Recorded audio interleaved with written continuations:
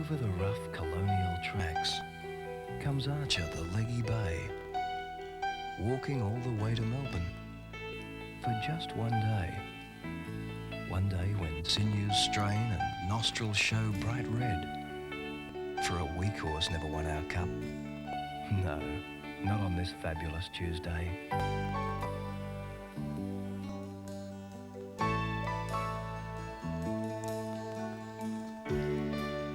From over the sea came a legend called Carbine.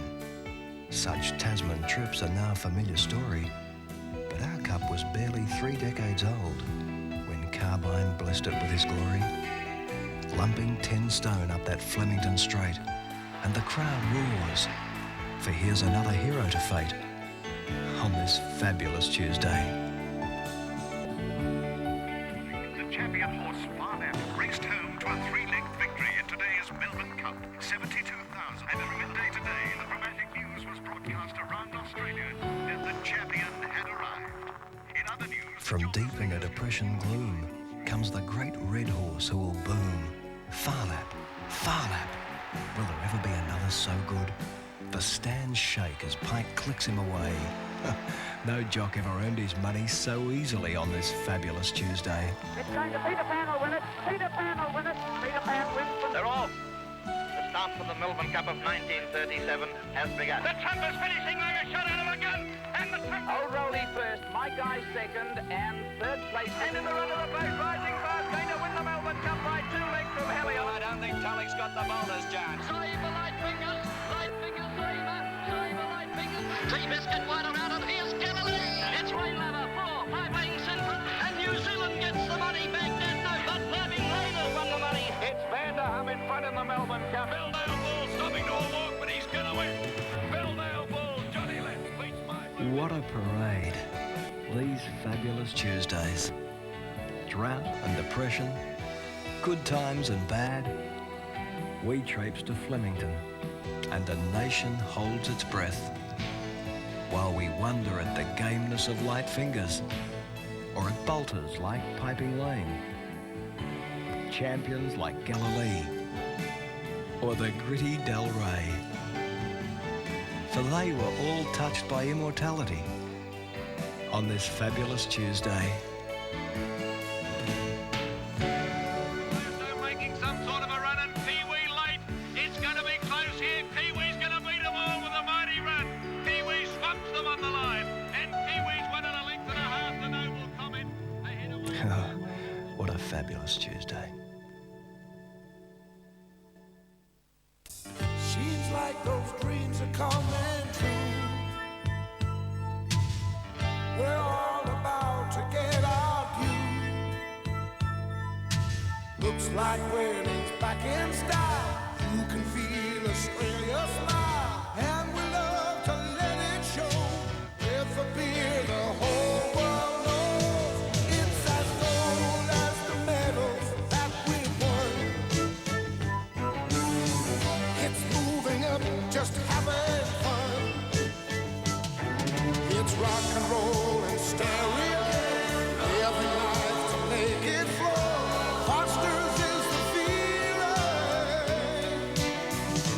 Foster's lager, it's got the flavor that's taking it all around the world. This is Foster's Fabulous Tuesday, the day that stops a nation. Foster's sponsorship of the Melbourne Cup, Australia's most famous sporting event, began with the first $1 Million Cup in 1985. It is certainly fitting that those two national treasures, Foster's Lager and the Melbourne Cup, are now together as a highlight of the Australian sporting year. So please enjoy this collection of the history of our great race that happens on Foster's Fabulous Tuesday.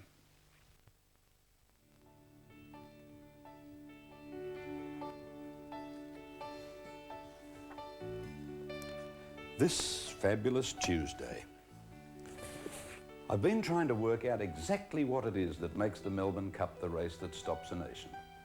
Well, let's face it, it's a top quality handicap with high stake money and lots of prestige. But there are lots of races in Australia that offer all that. In fact, some clubs keep increasing the stake money in order to topple the race as the most prestigious event in the country, but they can't do it. They can't rob the Melbourne Cup of its heartbeat that brings a hush to the nation and a lump to the throat and a quickening of the pulse. What is it? Is it the gambling? Is it the fashion? Is it the mystique of the favourites like Farlap and Peter Pan and Light Fingers? The heroes like Bart Cummings, Higgins and White? Is it the romance of the battler or the hard luck story? Is it the New Zealand invasion that used to seem as cheeky as our raid on the America's Cup? What is it? Over the next couple of hours, we'll try to analyse just what that something is. But I can safely say this: it's not any one of those things. It's all of them, and more. For some people, it means chicken and champagne in the members' car park. For others, the gentlemen in their formal livery and the ladies in exclusive outfits, hoping it doesn't rain, it's the break of a very busy week. It can be a fancy dress party. Then there's the pomp, the pageantry, and the punk. On a more serious note, eager punters wager thousands of dollars, and the once-a-year participant hopes to earn a few dollars without relying on skill.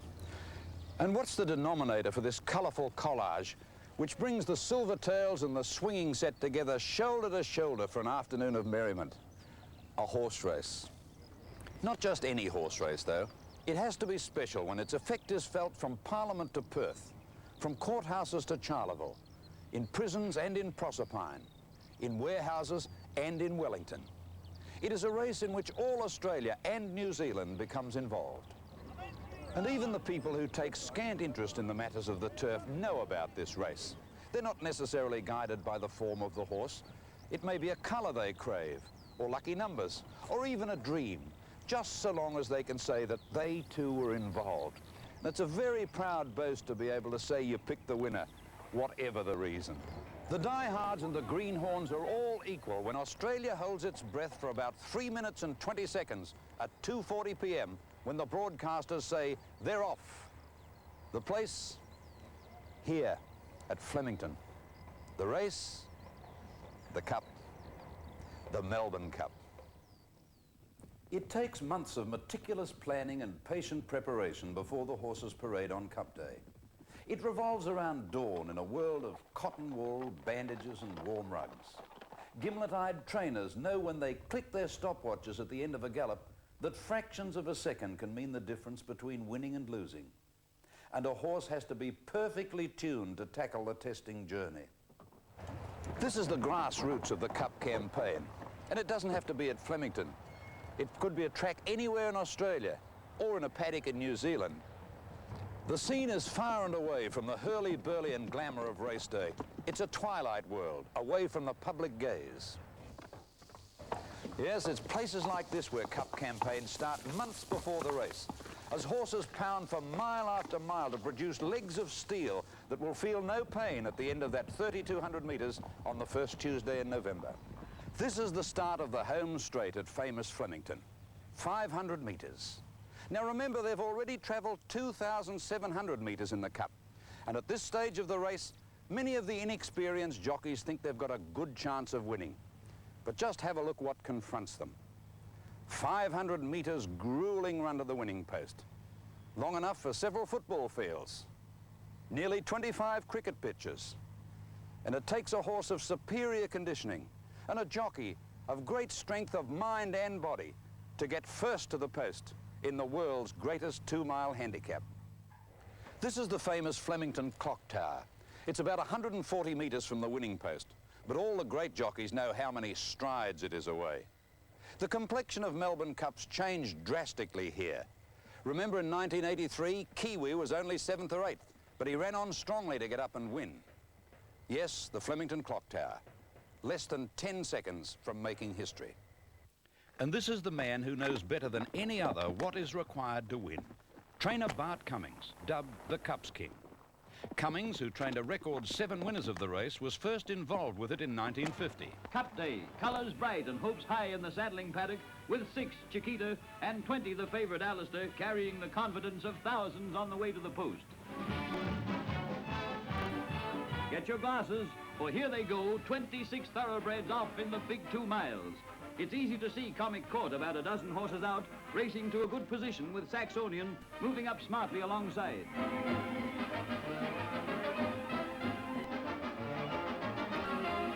It's Comic Court in front, with Saxonian on the outside, and you can see the white feet of BRYAN racing up. Watch halfway down the field for the long, thin blaze of Playboy, number 5, coming out of the bunch. Keep your eye on Playboy, because he runs into really bad luck in a moment.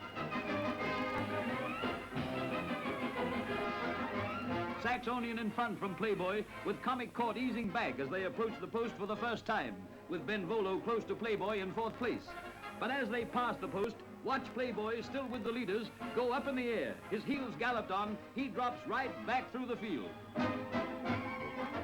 As they make the turn, the white bridle of Indian Chief is prominent. Comic Court noses into the straight from Benvolio, with Hoyle running third and Indian Chief next. Now watch for the sensational fall as they come to the 2 furlongs. Keep your eye on the extreme left-hand side of the picture, and you'll see Gold Bar fall, followed by Indian Chief.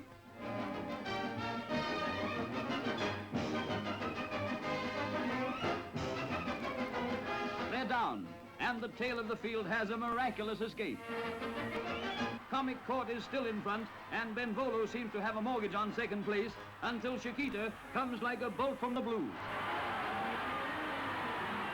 Chiquita downs Benvolio, who looks a certainty for 3rd, but he's still unlucky because Hutchison sends a Morse code SOS to Morse code and shoots him into the picture to take 3rd money right on the post. The 25-to-1 shot is led into a great ovation. On a dead track with top weight, he broke not only the Melbourne Cup record, but the Australasian record as well.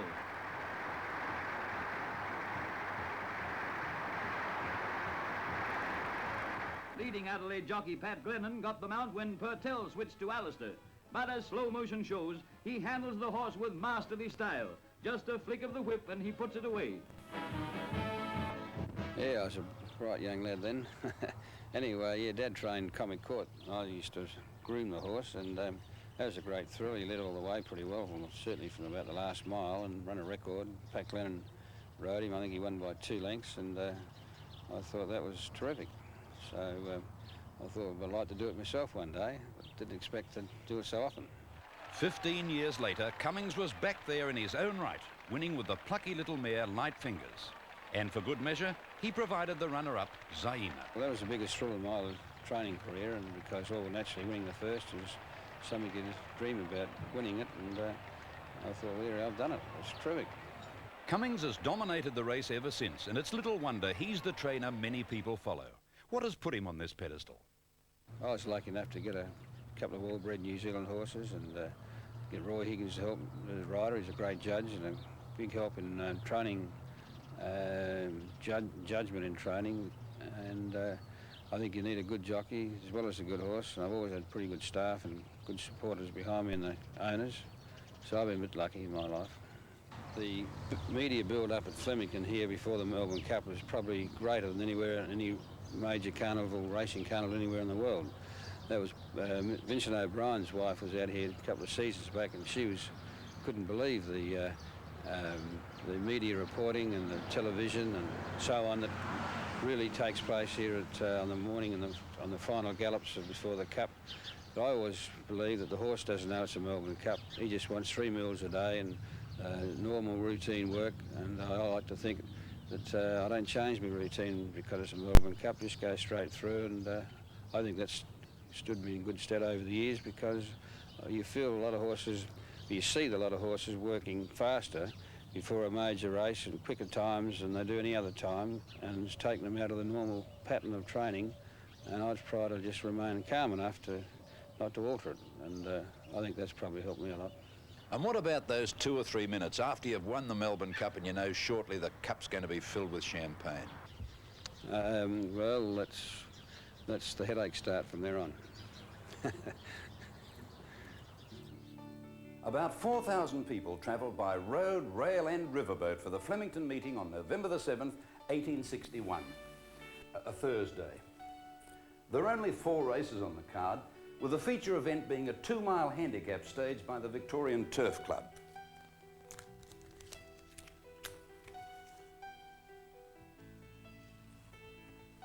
They called the race the Melbourne Cup, on the recommendation of committee man Captain Robert Standish, who wanted to get away from running races similar to those staged by the rival Victoria Jockey Club. Amazingly, the first winner, Archer, was walked from Nowra in New South Wales to Melbourne to keep his appointment at Flemington. Archer was one of 17 runners and he romped home by 6 lengths. Despite the winning margin, it took him 3 minutes and 52 seconds to cover the distance. Maybe it was the long walk beforehand which took the edge off him, but it was the slowest time ever recorded for a Melbourne Cup. The following year, Archer lumped 10 stone 2 pounds for a more convincing win, this time by 8 lengths, and the weight he carried is still the second highest by a winner. There was to be a connection with Archer's hometown of Nowra in another cup more than 100 years later. It happened like this in 78. Here comes Taxan around them, 4 deep into 3rd place, followed by Jury. Drumshambo hard ridden and Boldness looking for somewhere to go on the outside. They were followed further back. R1, he's come into it quickly from Big Skipper trying to get out. Then came Our Big Gamble. Thompson angling for a rails run on So-Called, but well back, and Panamint pulled 10 wide.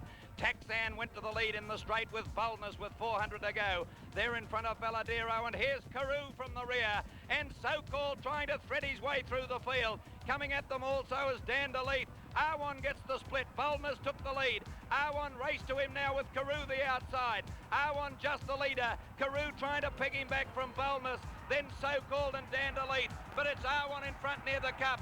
Dandelief getting through in the centre, but R1 the outside has won the cup about a neck to Dandelief. A neck away third. Yes, R1 was the hero that day. His connection with Archer? R1, spelt backwards, is Nowra.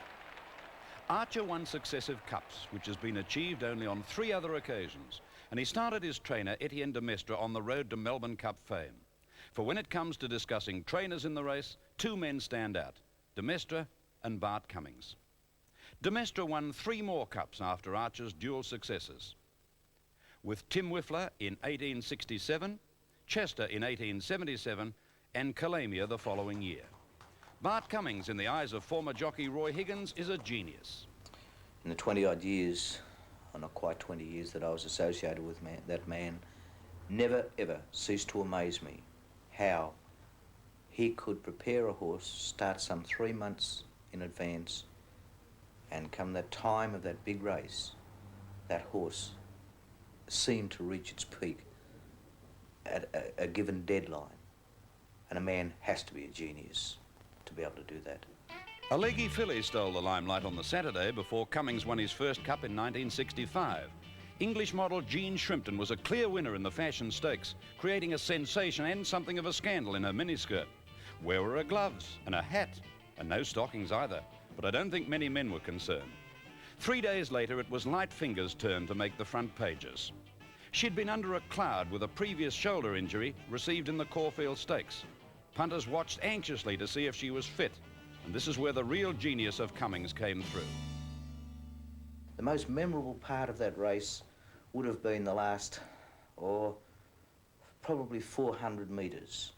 Big Zaima had a lovely run. He was beautifully ridden by Miller that year, and Johnny had set sail for home, and I'd come out of the pack, and I was conceding him probably 1.5 lengths, nearly 2 lengths.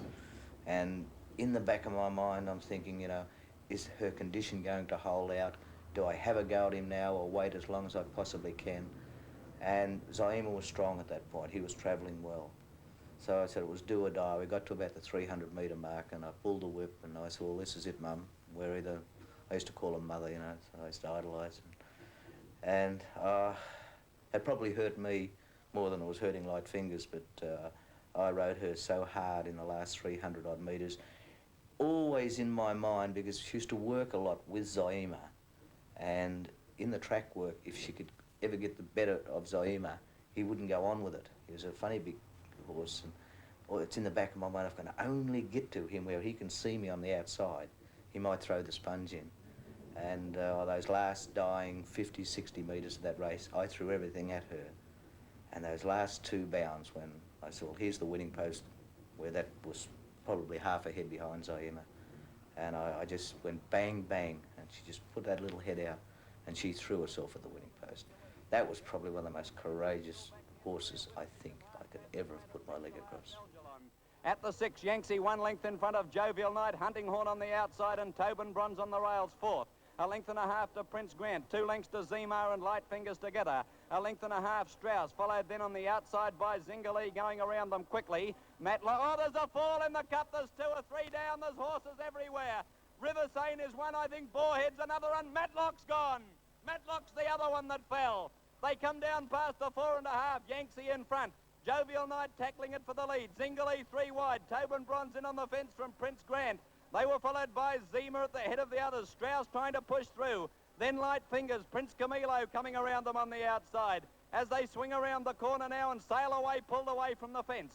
The leader into the straight, Yanksy. Tobin Bronze has tackled him from Zingalee, Prince Grant. Here's Zima getting through with Midlander. Sail away under the whip. And then Prince Camilo and Red William. At the 2, it's Yanksy in front, tackled by Tobin Bronze. Here comes Zima and Light Fingers on the outside, joining in from Midlander and Prince Grant. A furlong and a half to go, and Zima's hit the front.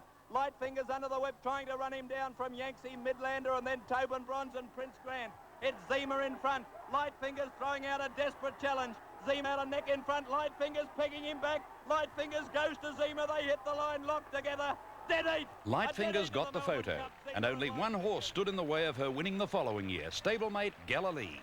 Well, he was a champion. I think he's a champion 1.5 miles to 2 miles, and in that period of that 10-year decade he was racing, I don't think there's a horse could compare with him over 1.5 miles or 2 miles, and he was too good for Light Fingers at the weights. Classic race of the year, because over 82,000 persons wait for the start of the 2-miler.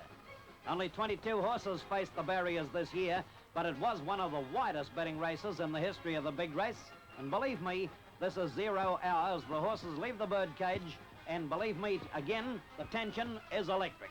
About 3 furlongs out, and Terrific still the leader, tackled now by Duo, and then a gap the Light Fingers, they're followed by Avenium, but well in the straight end, Terrific is gone, where Duo momentarily had gone to the lead, tackled now by Light Fingers, then Avenium, forcing a passage on the rail, and on the outside, the South Australian stayer Galilee, rapidly setting sail after them. Look at Galilee go. Galilee had gone to the front, halfway down the straight, holding Light Fingers, Duo, and Avenium at bay, and it's all Galilee. Galilee a big winner over Light Fingers, third home Duo.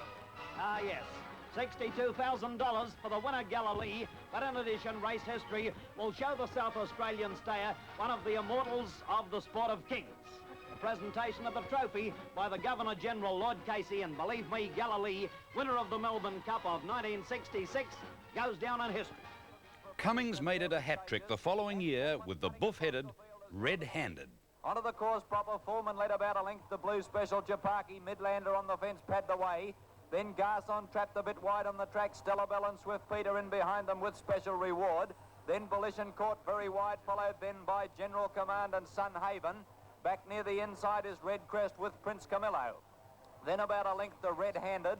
On its outside, Stella Bell and also Royal Coral. Prince Camilo's now gone back to nearly last with Coronation Cadet and Taunton.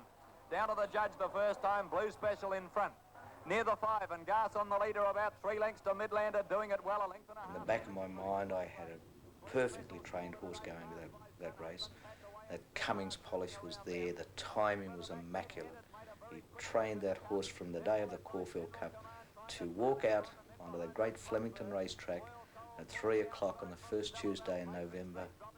And he walked onto that track, a very proud and happy horse, and a very confident jockey sitting on his back. And I really do think the reason that horse won was the combination of those 2 things. Wide Zima, here's Red Crest on the outside, pad the way looking for a run-up on the inside, and General Command badly interfered with, and then Floodbird.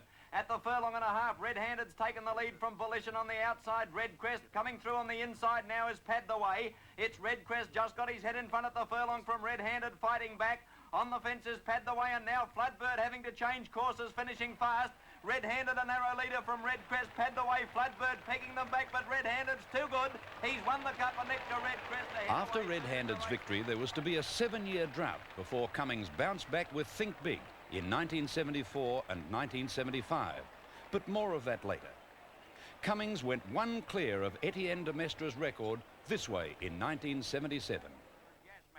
900 to go in the cup, and Sir Serene whipped around them to take over by about a length now.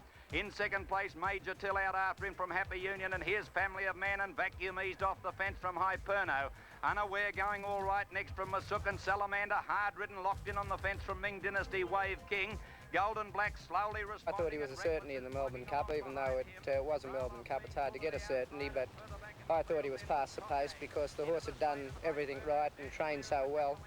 And as Bart Cummings is the Cup Kings, and he certainly knows what day the first Tuesday in November is. And that's exactly how he has his horses. Strides down the outside. Reckless is trying to follow him, but Golden Black swept to the lead with 300 to go in the Cup. Reckless is going to be the challenger. Golden Black in front with Reckless out after him from Hyperno and Unaware. Reckless tackling Golden Black. Golden Black a neck in front. Reckless is pegging him back, but Golden Black hanging on to the lead. And it's the Favourites Cup. Golden Black's 1.5 lengths to Reckless. 2 years later, it was Cummings again. Win number 7. 1 length to Magistrate, and then Hyperno pull to the outside from Ken Karma. Cubicade boxed up badly.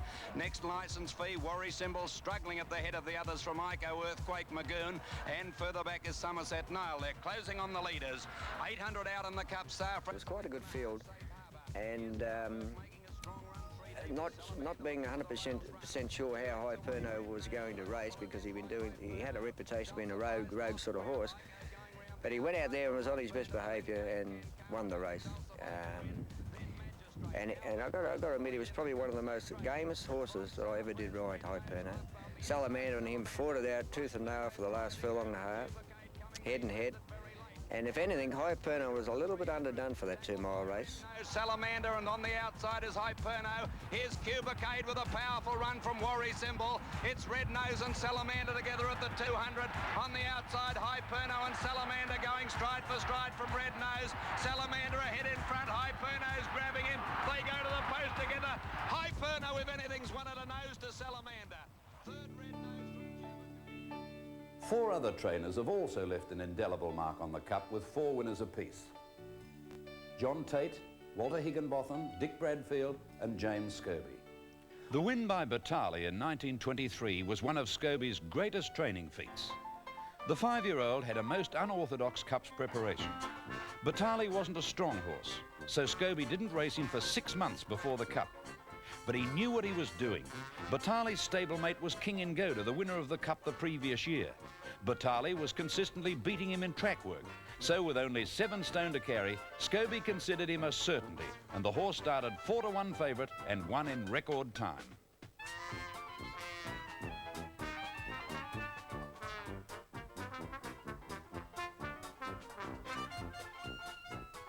Watch him win through what was then the revolutionary technique of slow motion.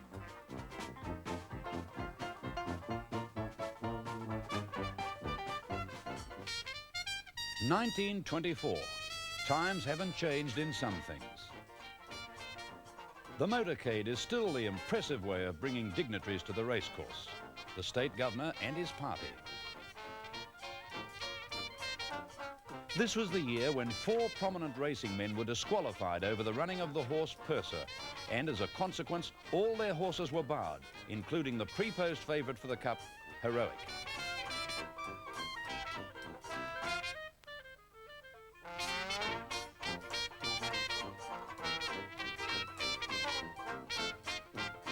Secretary, Mr. Byron Moore, whose beard looks as if it's been squared off with hedge clippers.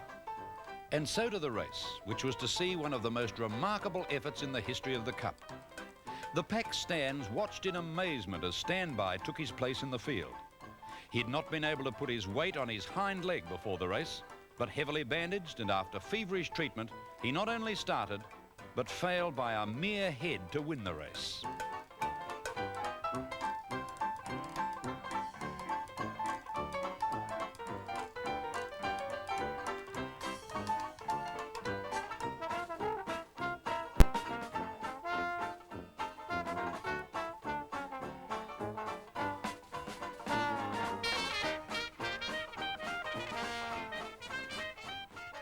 The win by Backwood gave trainer Dick Bradfield his 4th Cup.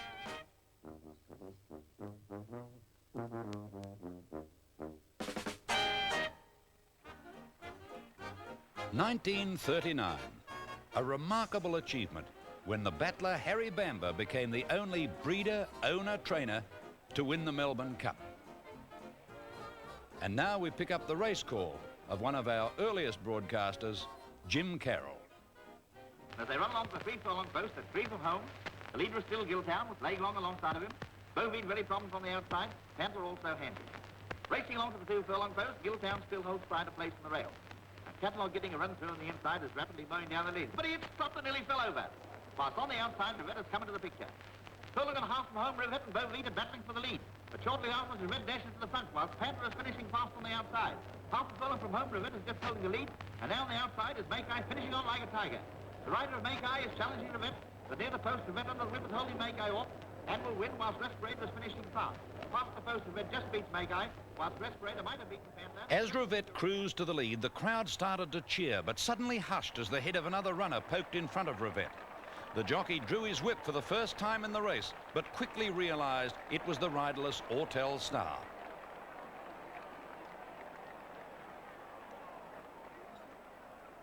RHETT became the first mare to win the Caulfield Melbourne Cup's double. Other trainers to have left their mark on the Melbourne Cup were Frank McGrath, who scored with the 3-year-old colt Prince Foot in 1909, and another 3-year-old, the outstanding Peter Pan, in 1932. In 1934, McGrath made it 3 cups when Peter Pan lumped 9 stone 10 on an extremely heavy track to win by 3 lengths. One of New Zealand's leading trainers, Jack Fryer, trained the first of his 2 cup winners, Wotan, in 1936. Wotan had been a disappointment in Australia as a 3-year-old and went into the Cup as a 4-year-old at cricket score odds. It was 5 years after Wotan that Skipton, a son of the 1935 Cup winner Marabou, gave Fryer his 2nd win. In modern times, George Hanlon, a highly respected trainer of stayers, has also produced 2 cup winners. In 1972, the long shot Piping Lane in the first metric Melbourne Cup, and in 78, the well-fancied Arwa. Australia's most successful trainer, Tommy Smith, has won the race twice. First this way in 1955 with Topperoa. Well, the horses are in the birdcage, and leading them out is the champion of champions from New Zealand, Rising Fast. And there's Ray Ribbon, runner-up in the Caulfield Cup. And Topperoa, another fancied Maori Lander. On the turn into the straight in the Melbourne Cup, and Ray Ribbon was the leader, but was almost immediately joined by Topperoa, with Devonfield going great guns and Rising Fast coming with a weathering run. Sir William is next, followed by Gay Rennick, El Cruiser and Red Craze. Near the line, Topperoa had shaken Ray Ribbon off, but now Williamson calls on the top weight, and Rising Fast is straining every muscle. Under the whip, Topperoa is holding him at bay. Williamson riding desperately on Rising Fast, but he can't make it, and it's Topperoa's Cup. It's Topperoa first, Rising Fast second, Sir William third. Topperoa, winner of a race worth £15,000 in prize money, also landed a small fortune in bets. And hats off to Rising Fast, gallant in defeats. He suffered badly in a mighty rough race. The New Zealanders were all over the Aussie hay-burners this year, have been for a lot of years, it seems to me. Neville Selwood has landed his 2nd Melbourne Cup. His previous win was on Delta. The Governor-General has the Cup for owner N.H. MacDonald, and congratulations for Selwood. Ugly Duckling Topperoa has had 115 starts, and this is only his 7th win. In 1981, Smith won his 2nd Melbourne Cup with Just a Dash. Next is Just a Dash, and they were followed by Coiro Trelay. Kingston Town's back 10th and about 6 wide, trying to make ground. Deck the Hall struggling, and R1 threading his way into the picture. On the turn, Flashing Light led a length. Our Paddy Boys got out. From Magistrate, and Mr. Cromwell makes a line of 4. Hyperno on the outside is next, and further back is Deck the Halls. El Lorena trying to get out, and then No Peer under the whip. It's our Paddy Boy in front of the 300 with Just a Dash, the challenger. Then Flashing Light beaten, El Lorena running on. Hyperno under the whip, No Peer can't win, and Kingston Town's going to nearly run last. But Just a Dash sprinted to the lead. 200 to go, and Just a Dash raced away from El Lorena, our Paddy Boy, Hyperno. And in the run home, Just a Dash is surprised. It's won by 2.5 thanks to El Lorena. Flashing Light might have come. The jockeys come to attention, and they're racing. Port Carling and Kingston Town first out from Noble Comment to the roar of the crowd. LA Bijou away quickly, going up towards the lead, and Carringbush showing pace wider out with Rose and Thistle. Gala Mascot is handy in about 7th, placing 2. They were followed by Brewery Boy. Triumphal March is stuck out wide, and Thompson trying to get across somewhere. And Mysa Raven and Tohar and Dealer's Choice settle down at the rear. Onto the course proper, Gala Mascot, Noble Comet and Carringbush, and they're crawling. Kingston Town's angling towards the rails now in 4th placing and gets it. The following year, Smith looked all over a winner again when his champion black Kingston Town, ridden by Malcolm Johnson, kicked well clear soon after straightening. But 7 strides from the line, he was grabbed by Mick Dittman on Gurner's Lane. Coming to the home turn, I suppose he was a bit better than midfield, but then from that point to about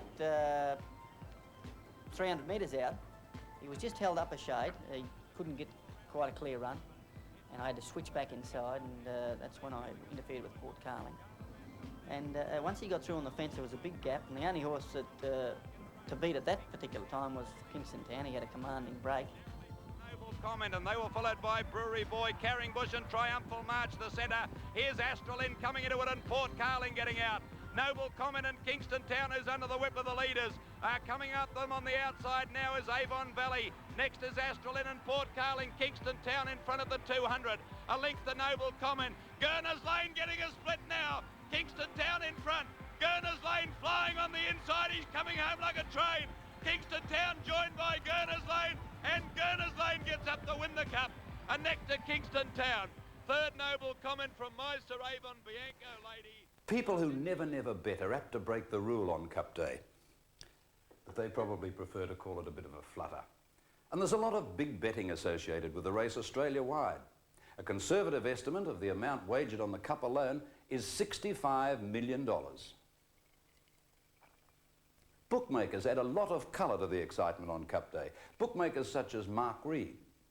Yes, well, having worked in the Cup when I formerly was working in Melbourne on about, I think, 7 or 8 occasions, of that there was 4 or 5 times when I was on the rails. Gradually my turnover increased with each year, and I was getting more and more of the marketplace, especially with the influx of overseas and interstate visitors. And that particular race each year, I'd hold more money on than the other race of the year. So you lay bets in that race, or be prepared to take bets to lose in the vicinity of 300,000 to 400,000 on one horse, so, which is very uncommon now, the race of the year. I remember one day when Hyperna won the Melbourne Cup, I liked him myself, and I hadn't laid him much, and I had a book worth about 300,000, of which he only took out 200, of which he only took out 25, and the last bid I laid was 250,000 to 30,000, which is written while the horse was in the barrier stalls, and so what was going to be a big winner turned out to be a loser. The Caulfield Melbourne Cups double is always a keen betting medium. Leading doubles bookmaker John Attridge recalls one coup that almost came off. In those days, there was the doyen of all doubles bookmakers was a gentleman called Chris Jenkins. And I remember once that Chris was very heavily involved with a horse called Allsop. When Big Flu won the first leg of the Cup that year, one punter had to collect a lot of money. And he appeared at the races at Flemington on McKinnon Stakes Day, the Saturday, and he said to Chris Jenkins, look, he said, I and a friend have got to get a lot of money off you and other doubles bookmakers. He said, and I'd like to make you aware that we will be at the Victorian Club on the Wednesday after the Melbourne Cup to collect the $1.5 million that was collated, was owed to these 2 punters. And he said, I'll be there, I'll want cash, but I'll have my own security guard. And this is how close they came to collecting that $1.5 million. Allsop just fails. Half furlong left to go. Allsop and Rainlover. Rainlover and Allsop. They're going head and head. Rainlover on the inside. Rainlover's got his neck in front and won by a neck. Second Allsop. Of course, there have been other big losers too, like big punter Darcy Eccles, whose story is told by former VRC handicapper Kevin Ryan. The 1920s probably saw him at his peak, and at that time he had a private trainer and stables and a home right opposite the Caulfield Racecourse where the members' car park now is. And in 1922 he had a horse called the Cipher in the Melbourne Cup, and he backed it for 65,000, but unfortunately it ran second to King and Gator.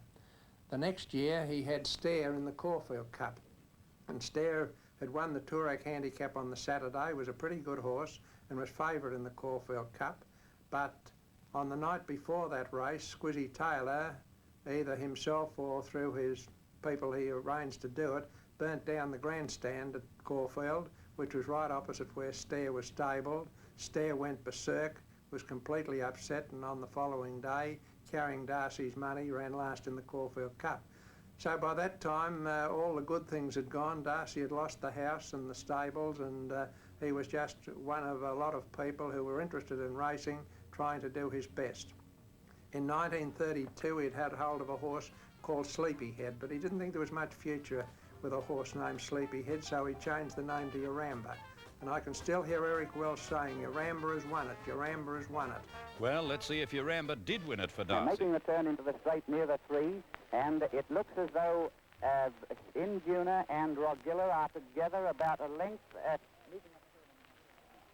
And it's about the 2 furlongs close. There's little between Induna and moving up well on the rails, Bo Nilly, and then Rogilla and Peter Pan coming into it. Oh, Yaramba will bolt in. He's come round the outside of the field and looks to have them all well beaten. Yaramba wins it all right. He's coming away from Peter Pan, who's finishing on a bit strongly. Now Peter Pan might get there. It's going to Peter Pan will win it. Peter Pan will win it. Peter Pan wins from Yaramba with Shadow King third. Poor Darcy. Peter Pan, ridden by Billy Duncan, finished too strongly. So Darcy was at the bottom of the barrel once again. In 1937, he had this horse called the Trump. He'd had rather an inglorious record of racing. He'd won only a couple of races. In the previous season, he'd won 1 out of 7. But he was weighted in the Melbourne Cup, I think, for around about 7-8 for memory. And he was to have his first race at Moonee Valley. Darcy had no money, but got round among some friends, got £100. And at that time in Melbourne, there was a doctor who was well known for his betting, but he only was interested in horses at 33 to 1 or 50 to 1. Consequently, the bookies loved him. Darcy was wise enough to give the doctor the 100, and he got the 33 to 1, and home came the Trump. A little while after, they put it in at Caulfield, and it won again. Then it went into the Toorak handicap, and it won again. And all this time, Darcy was just doubling up. There were people who said he didn't see the races. He was too busy getting on with the bookmakers. They came to the Toorak, which he won, and then he went into the Caulfield Cup and he won that race. So then he went on to the McKinnon Stakes at Flemington and won that, and then he, with Darcy still buttering up, and then he went into the Melbourne Cup and won that. The start for the Melbourne Cup of 1937 has begun, and now when the horse has settled down into stride, the Trump nearest the rails is very prominent. The Trump began very fast and is at the top of the field when they've settled down into stride.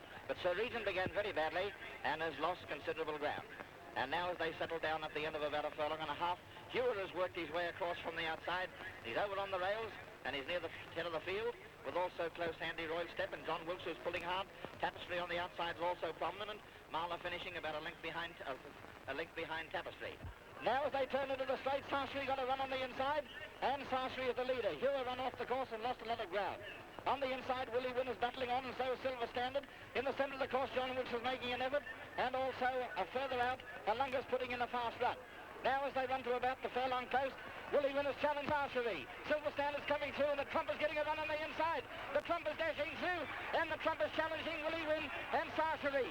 Within the shadow of the post, the Trump is finishing like a shot out of a gun, and the Trump gets up and beats Sarcery and Willie Wynn. Fourth is Alunga, then follows Don Astor. Gay Knight, John Wilkes, Silver Standard, both down through. And that was a record of 6 wins on end, which brought Darcy a fabulous amount of money, had the bookmakers reeling, and everybody was wondering how they were going to get settlement.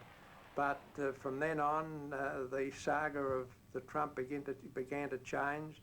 They had their downs, and unfortunately, over a period of years, Darcy lost all that money and died in a home for poor people. It's Olympic Year Cup Day and 90,000 people pack Flemington. They come by every kind of conveyance and they're not going to miss a moment of it. Well, that guy with the ladder's not anyway, because he's bringing his own grandstand. Red Craze is a hot favourite at 7 to 4. And the lad with the ladder is obviously going to back Evening Peel. He should get to the top. The owners of the game-staying mare Evening Peel faced a betting dilemma in 1956. They believed that Evening Peel would win the Caulfield Cup and Red Craze the Melbourne Cup. And that's the way they backed the double. As we all know now, they got it wrong. Red Craze won the Caulfield Cup and Evening Peel the Melbourne. Nearly 30 years later, they're probably still kicking themselves. Guide, Emphatic, Carana, and a lot of other hopefuls. Our boy's picked his posse, and he'll get as good a view as anyone on the course. That's if he keeps it. Well, it won't be long now, customers. And they're racing in the Melbourne Cup. A good deal of crowding towards the inside and rising fast. One of the best to begin. Bounced out in front of Mananui, followed by Fighting Force, who got away well. Carana and Sunniam are showing out soon after the start, and so is Evening Peel. But now Honeyflow's in front with a lead of a length and a half over pushover. They're followed by Sir William, Tricky Lad and Storm Glow. Then a gap to Carana, followed by Prince Delville, rising fast next on the rails from Evening Peel. At the head of the others, Ray Ribbon, and then a gap to Pandy Sun, Sailor's Guide, and Big Red is last. Anyone's race from this point on, but already the big crowd are calling for Ward to make his run on Red Craze.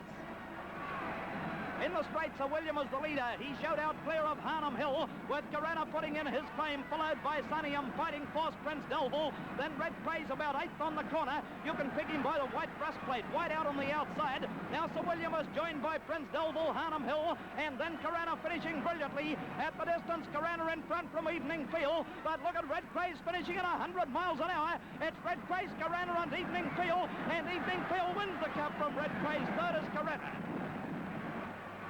Evening Peel, his 10 bob certainly come up.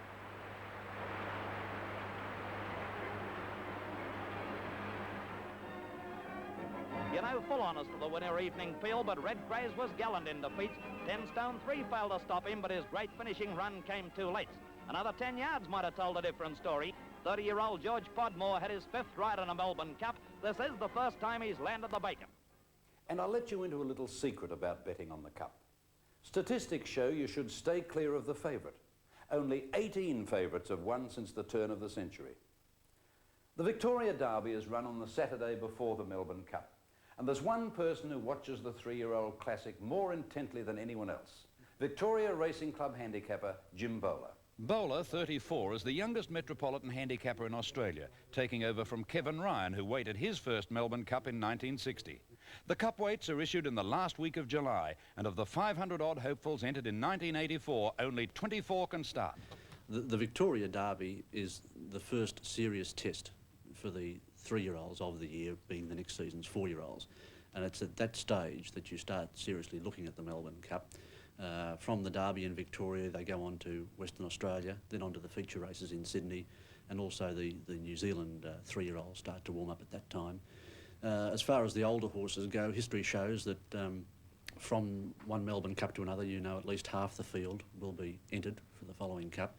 But you're looking to acquaint yourself with the young horse, what level you feel that he's at, will he go on, will he improve, how he handles himself in the race. And it's that first impression that is the lasting one. History is very enlightening in terms of the Melbourne Cup, of course, because the race has always been run at the same time, over the same distance, at the same course. But I think you've got to take it on face value that they are only facts and figures. Times change, horses change, levels change from one year to the other. So whilst it's in the background of your mind, the primary source for handicapping the Melbourne Cup is the current season. Moves into line, and they're off. White Nose in the centre was about the best to begin from Shadow King, and Farlap showing up on the outside.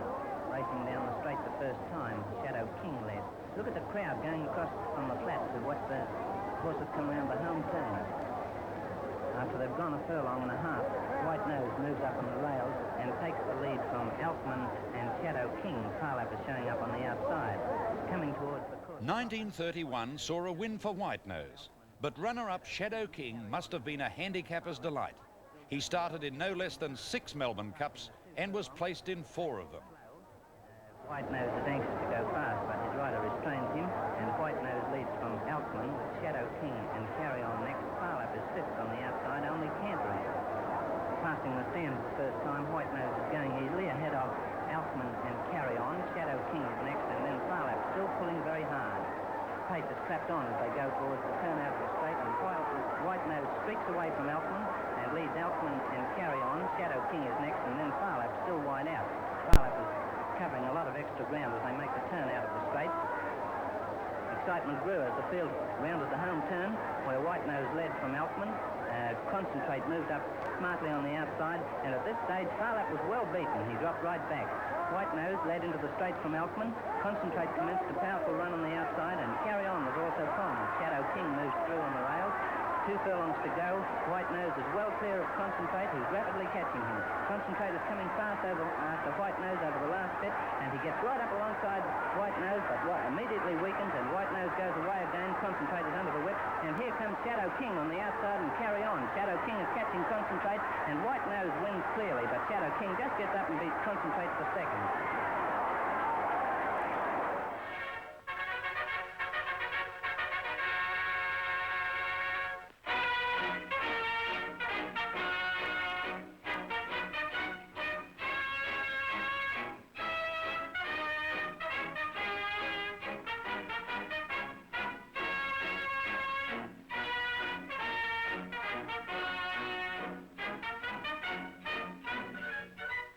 Flying over Flemington's famous course, we get a wonderful bird's-eye view of where Australia's great classic is run.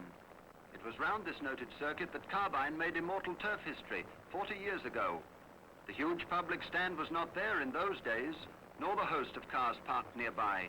But the thrilling straight down which the field is so soon to thunder remains unchanged, providing one of the world's finest stages for speed and endurance. From near and far come the excited crowds, for the Melbourne Cup is on. It's 1933. The crowds literally poured onto the Flemington racecourse. Many had come to see their old favourite, Shadow King, but he was a 33-to-1 chance running in his fourth Melbourne Cup with Scobie Breesley in the saddle. Favourite for the race was Regilla, ridden by Darby Munro, starting at 5-2. As the barrier rises, 18 horses leap into action, and another race for the famous Melbourne Cup is on. They come onto the course proper, and Flail is in front now from Shadow King, with Metallurgy close up next, and then Greenhorn. Topical holds his position on the rails. Next is Hallmark, closely followed by Peter Jackson and Gain Carrington. And they come on towards the stands the first time, with Flail and Metallurgy making the running. Just behind them comes Topical, Greenhorn and Shadow King all in line. After a gap is Hallmark, and then Gain Carrington and Metallurgy. Going past the mile, Flail and Metallurgy are still the leaders. Close up behind them, making up his ground now, is Topical running third, and then comes Shadow King. After a gap, Greenhorn, followed by Hallmark, getting a run there on the rails, running into fifth position. They swing round the turn into the straight. Flail is the first to head for home from Shadow King, with Gain Carrington coming very fast on the outside, and when they settle down in the straight, there is little between Flail and Gain Carrington, who now goes to the front. And coming on towards the finish, Gain Carrington is in front of Hallmark, who's unwinding a magnificent run. Gain Carrington and Hallmark have singled out towards the finish. Hallmark takes the lead from Gain Carrington, with Shadow King next. Going on to the finish, Shadow King is coming fast, and Topical is forcing his way through on the rails. It's a magnificent race between Gain Carrington, Hallmark and Topical. Hallmark is receiving a magnificent ovation from the crowd as he returns victorious after his wonderful Melbourne Cup triumph. The crowd, estimated at 108,000, is the largest in 10 years. In 1935, Shadow King made his sixth and final appearance, and even though carrying saddlecloth number 7, he was allowed to lead the horses out onto the track, ahead of champions like Peter Pan and Hallmark. First out on the track is the 10-year-old Shadow King, who is making his 6th attempt to win Australia's greatest race. Already he has been in the placings 4 times, and there's life in the old fellow yet. In the straight, Sarchery is still fighting to hold the lead, but the gallant mare is passed, first by Sylvandale and then by Marabou. The favourite has made a brilliant dash round the outside, and now he stretches out for the finish. Nothing has a chance with Marabou in the run to the winning post, and the Melbourne Cup's as good as over. Sarchery again passes Sylvandale, but that's the best she can do. And Marabou wins easily from Sarchery, with Sylvandale third. Marabou's victory is popular for more than one reason. He was favourite, and his jockey Keith Boitry is the idol of Victorian racegoers. With the presentation of the Rich Trophy, the curtain comes down on the 1935 Melbourne Cup. There's a real pot of gold at the end of the 3,200 metres for the winning jockey. In 1985, the winning jockey, Pat Hyland, received his percentage of the first $1 million Melbourne Cup. For the first time, the Cup was sponsored, thus enabling the VRC to raise the stake to $1 million. In a history-making move, the Cup was called the Foster's Melbourne Cup, being sponsored by the Victorian-based brewing company Carlton and United. But there was another reason that the 1985 Cup was special. The visit of Prince Charles and Princess Diana marked the first time that the royal family was represented at the event, and a very popular visit it was. The race itself was an open affair, with the rain-affected track bringing many horses into contention. The 1984 winner Black Knight was back to try again, and the New Zealanders were there in force with contenders like the 1983 winner Kiwi, Koiro Korime and Our Boyfriend. But it was to be a very important day for one Patrick Thomas Hyland, veteran Melbourne jockey who had had many major race successes, but never the big one. A truly magnificent ride saw Hyland steer the New Zealand-bred stayer What a Nuisance to a narrow victory. Look for What a Nuisance in the blue-white armbands and cap. As they went to the 1600 halfway, Our Boyfriend in front by a length, the Rising Prince. 1-2 Koiro Korime and a half to Butternut. 2.5 Lack of Reason. 3 lengths to Feeder Awar and then Under Oath, and there followed further back Tristark on the inside. On its outside is Black Knight and Dusky Legend, a length to Sir Zephyr. 2-2 on the outside of them, Silver Award, and there followed by Dwanette's Girl, a length Tripsicum. Then Fox Seal, What a Nuisance, a length Our Sophia, 20 off the lead. Then I'm a Prince, Hey I Wonder, Mapley Heights, pull to the outside. There followed 2 lengths away by Sprightly Native Late Show and 3 lengths to Kiwi Lart. 1100 to go in the Cup. The leader, Our Boyfriend. 1 length to Rising Prince. 1.5 lengths Koiro Korime and Butternut. 2 lengths to Lack of Reason on the outside of Feeder Awar. 1 to Black Knight getting forward from Sir Zephyr. On the outside, Under Oath, a length to Tristark looking for a run from Silver Award, Dusky Legend. Then Tripsicum, Our Sophia still back about 17th, and Kiwi 2 lengths last with Late Show in front of it. On the turn, 6.50 to go. Our Boyfriend, a length Rising Prince. 1 away came Butternut, Koiro Korime from Lack of Reason, Under Oath.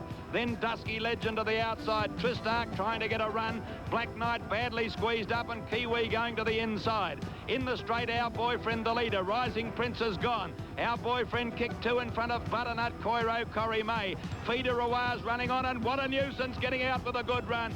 Tripsicum is coming home well on the outside. Tristark is next. Our Sophia a long way back with Kiwi on the rails. 200 to go, and Butternut and Koiro Korime got to Our Boyfriend. What a Nuisance coming at them. Here's Tripsicum with a late run, but might be too late. What a Nuisance and Koiro Korime. They're hit it together. What a Nuisance won the Cup. A nose to Koiro Korime. I think Tripsicum might have got 3rd in front of Feeder Awar.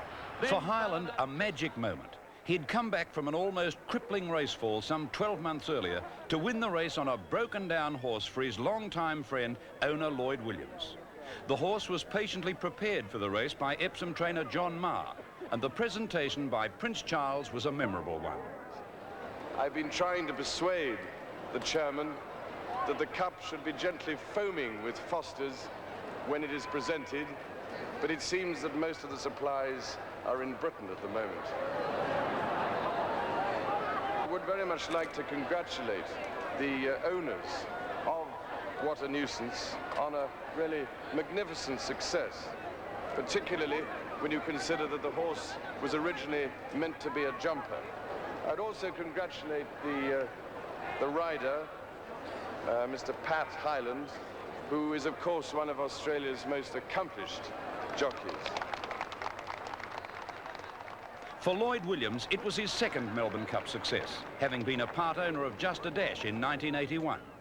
Words fail me from what I'd like to say about the connections of this horse. John Marr took this horse over. He was broken down after the Sydney Cup. He had a back injury, a suspensory, in April 1984. Here we are in 1985, and he's won the Melbourne Cup. For Hyland, one of the sport's most respected jockeys, it was a dream come true. I won the first Foster's Caulfield Cup. Now to win the first Foster's $1 Million Cup.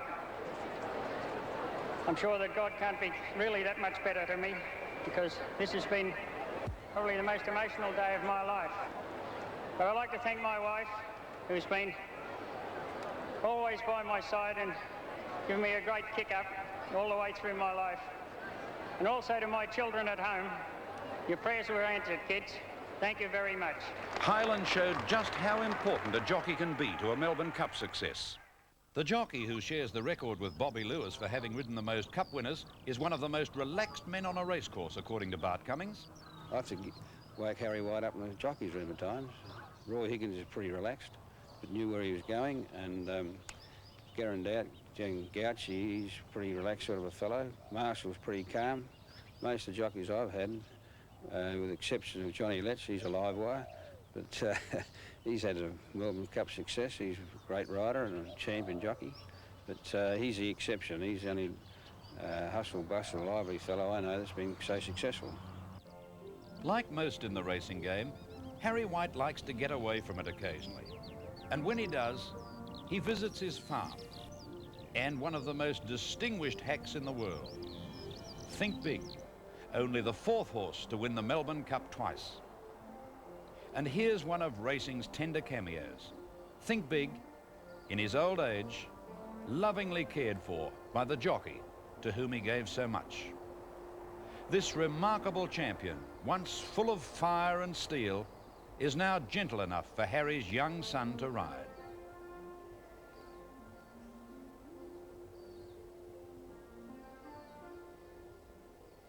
All set and they're off and running.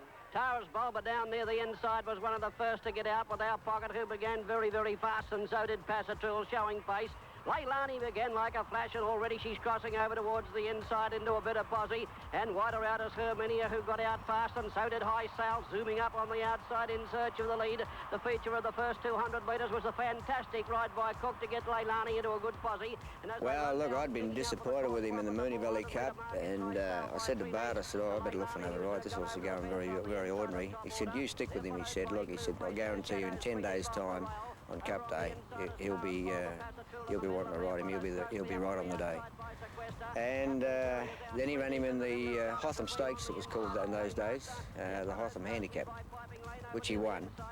And I was going through the field a couple of days before the Cup, and I boiled it down to that I was 1 in 5 of the main chances. To the front, the bolter, moving up on the outside to have a crack at it as Passatul, Gala Supreme and Igloo are still nice and handy as they start to run around the turn, where Sequester is the leader. Battle Heights has worked its way up into the picture very quickly, and they're followed closely on the outside by Igloo as they make the turn into the straight, and look at them come from everywhere. Battle Heights is up going for the lead now. On the outside, coming out to have a crack at it is Igloo. Leilani is looking for a run between them, will need it.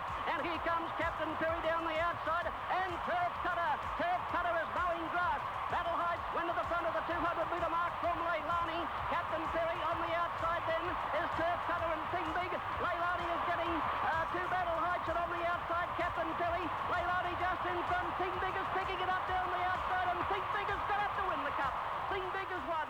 Leilani is second. It was more of a shock than anything that I really won my first Cup. I just couldn't believe it. I was standing there talking to people normal, and it never really hit me that I'd actually won that race probably for a week later.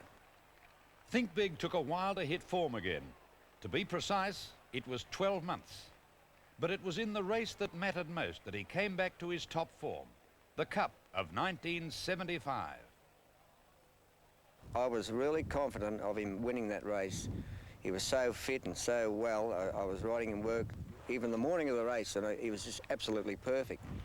And I was so keen on his chances that I was even walking the course, because it was a wet year, to see, and he'd Think Big had run last in the McKinnon Stakes on a heavy track 2 days prior. And I went home and had a sleep. And I thought, oh well, the weather's all right. I reckon he'll handle this, you know, it was okay. By the time we got to the races, the clouds opened up and it bursted. Rain came down, and it became a real boggy track, and he had 9.3 to carry, and I knew he didn't like it, and I said, well, he's probably got no chance now.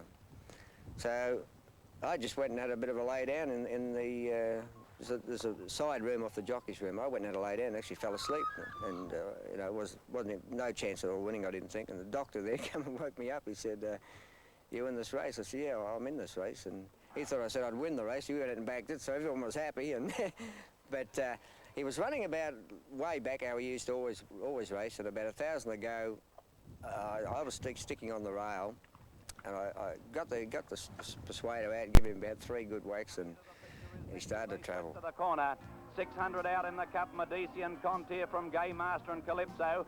Sullivan's on the rails looking for a run, and then Tara's Bulba. Fury's Order behind them with Chelsea Tower, and Guest Star trying to get through. In the straight they race now, and Medici took over again. He's a length and a half clear now from Contier, who's gone. Under the whip now, Sullivan's out after him, and so too is Think Big along the rails. Wider out then is Four Leaf and Fury's Order struggling. It's Think Big getting up to Medici at the 200. SULLIVAN is struggling, followed by Holiday Wagon. It's Think Big taking the lead in the Cup. He's drawn a length in front of Medici. Holiday Wagon next, SULLIVAN can't go on. But Captain Fairy's running on well, but Think Big is in front. And Think Big's going to win it 2 years in succession. A length to Holiday Wagon. They were the first of 4 Cup wins that made Harry White the joint record holder. The third was R1, trained by George Hanlon. Actually, I was up at the farm when George the phone rang. Would you want to ride R1 in the Cup? And I couldn't believe it. The opportunity again. And I said, yeah, that'll be right. Just so close to the race to get a favourite ride like that. So I jumped on him in the McKinnon Stakes, and he ran a terrific close 4th in the race, was carrying weight for age, and he was dropping down to about 50 kilos 2 days later. And I said to George that this is as confident as you could be going into a big race of winning it. You know, and it was no surprise that I won the race. I really expected him to win it. White's luck continued the following year on Hyperno. It was a heart-thumping finish. Hyperno scoring in a photo by a short half head from Salamander. It took a long while, and I was happy to see number 2 go up in the frame, and I just threw the cap and whip up in the air, and couldn't believe that I actually won 4 Cups. And I said to myself, well, this is my race. That's how I felt, you know, really terrific about winning it 4 times. I just couldn't believe it, and I just hope it can continue on. I can get that record of 5. Bobby Lewis, the co-record holder with White, was successful in 1902 on the Victory, and then 13 years later in 1915 on Petrobus. People needed a winner. It was the year of Gallipoli. The war was going badly. Lewis only got the ride because the regular jockey was unable to make the weight.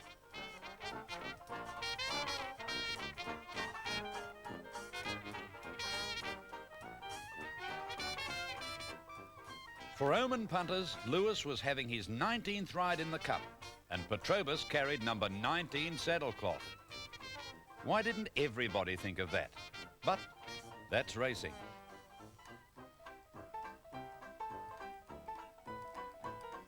Lewis won again on Artilleryman in 1919 and Trivalve in 1927. 4 winners to the great jockey, Bobby Lewis. 1959, and Roy Higgins, who has won the Cup twice, considers himself unlucky not to have scored on his first ride in the race in that year. He could have ridden McDougall, but stuck with White Hills, trained by close friend Fred Silcock. Around about the 800 metre mark, I was sitting on the outside of my good old buddy Jeff Lane, the golden boy of those days, and his mount wasn't travelling well at all. It had run its race, but I was travelling very well and had a very good run in the race, and my confidence was starting to stir up a little bit, because here I am with half a mile to go, or 800 metres to go, and I'm still in the race with a big chance. And just to that incident, Jeff sensed a bit of trouble in front of him, and he turned to me and said, "Come on, buddy, we're getting out of here," and he just turned his mount sideways and headed me out. I'd say I'd finish up about 6, 7, 8 horses out, and behind a row of very slow conveyances. They weren't travelling at all. So I'm trying to look away to get back in or get round them. And as I looked over, a big bay horse just went whoosh, straight through the middle. It turned out to be a horse called McDougall with P. Glennon on it. At the furlong, Trellios and Travel Boy from Grangarry, and McDougall getting a run through is pegging them back at every stride, and then White Hills. McDougall races to the leaders at the 100-yard mark, gets to the front now from Trellios. Here's Nethergold and White Hills finishing well from Grangarry, but McDougall's going to win the Cup from Nethergold. White Hills ahead away third, then Grangarry, Trellios. McDougall, New Zealand bred, was ridden by Pat Glennon. But 6 years later, Higgins got there on light fingers, and then 2 years later on red-handed, even though he believes a rival jockey should have nearly beaten him. It was very unfortunate. Ronnie Taylor, his rider, he used to get him out of the stable of a morning, Red Crest, and bring him down, walk him for a while, work him and take him home. And now Ronnie was only having 1 ride every morning, and that is a very gruelling test for a jockey, that Melbourne Cup. Not only the tension, but it is a race where the jockey must be fitter than the horse. And I do really feel that whether Red Crest went into the race underdone or not, I can assure you that Ronnie Taylor, his rider, was certainly underdone for that race, because Ron, he started to fall down on the horse's neck in that last 100-odd metres, and being just a fraction in front of me, I could detect this, and that adrenaline, the old adrenaline started to pump again. I said, "Come on, matey, we can get back to him, get back to him." Now we watch this slow motion and you'll notice Higgins headed by Taylor on red crest. But Taylor seems tired. Higgins senses this and drives red-handed to the line. Two final desperate attempts now by jockey Ron Taylor. Who knows? Perhaps Higgins was right.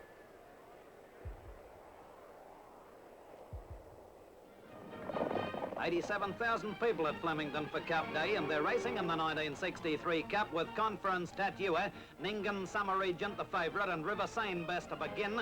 Baroda Gleam and Garum got away well, with Alpensea going fast on the outside of Some Time. Marchant well positioned from Maidenhead, but Arctic Star is well back. Settling fully into stride, there was little between Alpensea and Baroda Gleam, and they're battling for supremacy, nicely clear of Battle Standard. Now pulling hard on the rails from Marchant Garum. River Seine and Ennis well positioned. Summer Regent had lost his position from Welcome Prince Homesteader, and then a gap to Straight Irish and Gallerus in behind that bunch. Jimmy Johnson was often referred to as a lion tamer because of his extravagant whip action. But his win-at-all-costs attitude saw him score 3 times in the Cup. The first of these wins in 1963 on Garum. But soon after, they travel past the 3 and come down near to the turn, where Baroda Gleam continue to make play in front from Battle Standard. Here's Garum taken to the outside, finishing brilliantly. Summer Region is gone. A lump and Some Time coming into the picture from Grand Prince, and Maidenhead now starting to finish well at the furlong pole. And Jimmy Johnson said, let's go on Garum, had drawn clear, but a lump and Grand Prince are issuing big challenges on the outside. But Garum under pressure is safely holding the New Zealander, a lump and the Melbourne horse, Grand Prince at bay, and Garum is too good and wins the Cup from a lump and Grand Prince. They're followed by Marchant, Prince Regoli, Maidenhead, King Cobbler, then Some Time. In 1968, Johnson was offered the ride on Rain Lover. And I said yes, I'll take the ride on him.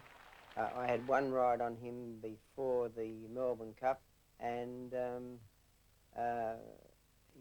he ran a very good race and ran 4th, and I thought, oh, well, he's going to be hard to beat. You can see that the horses are starting to pull a bit here. Is still Palatial, 2 lengths to Nana Tail, then Fleur, and that in the light colours is Rain Lover running 5th on the outside.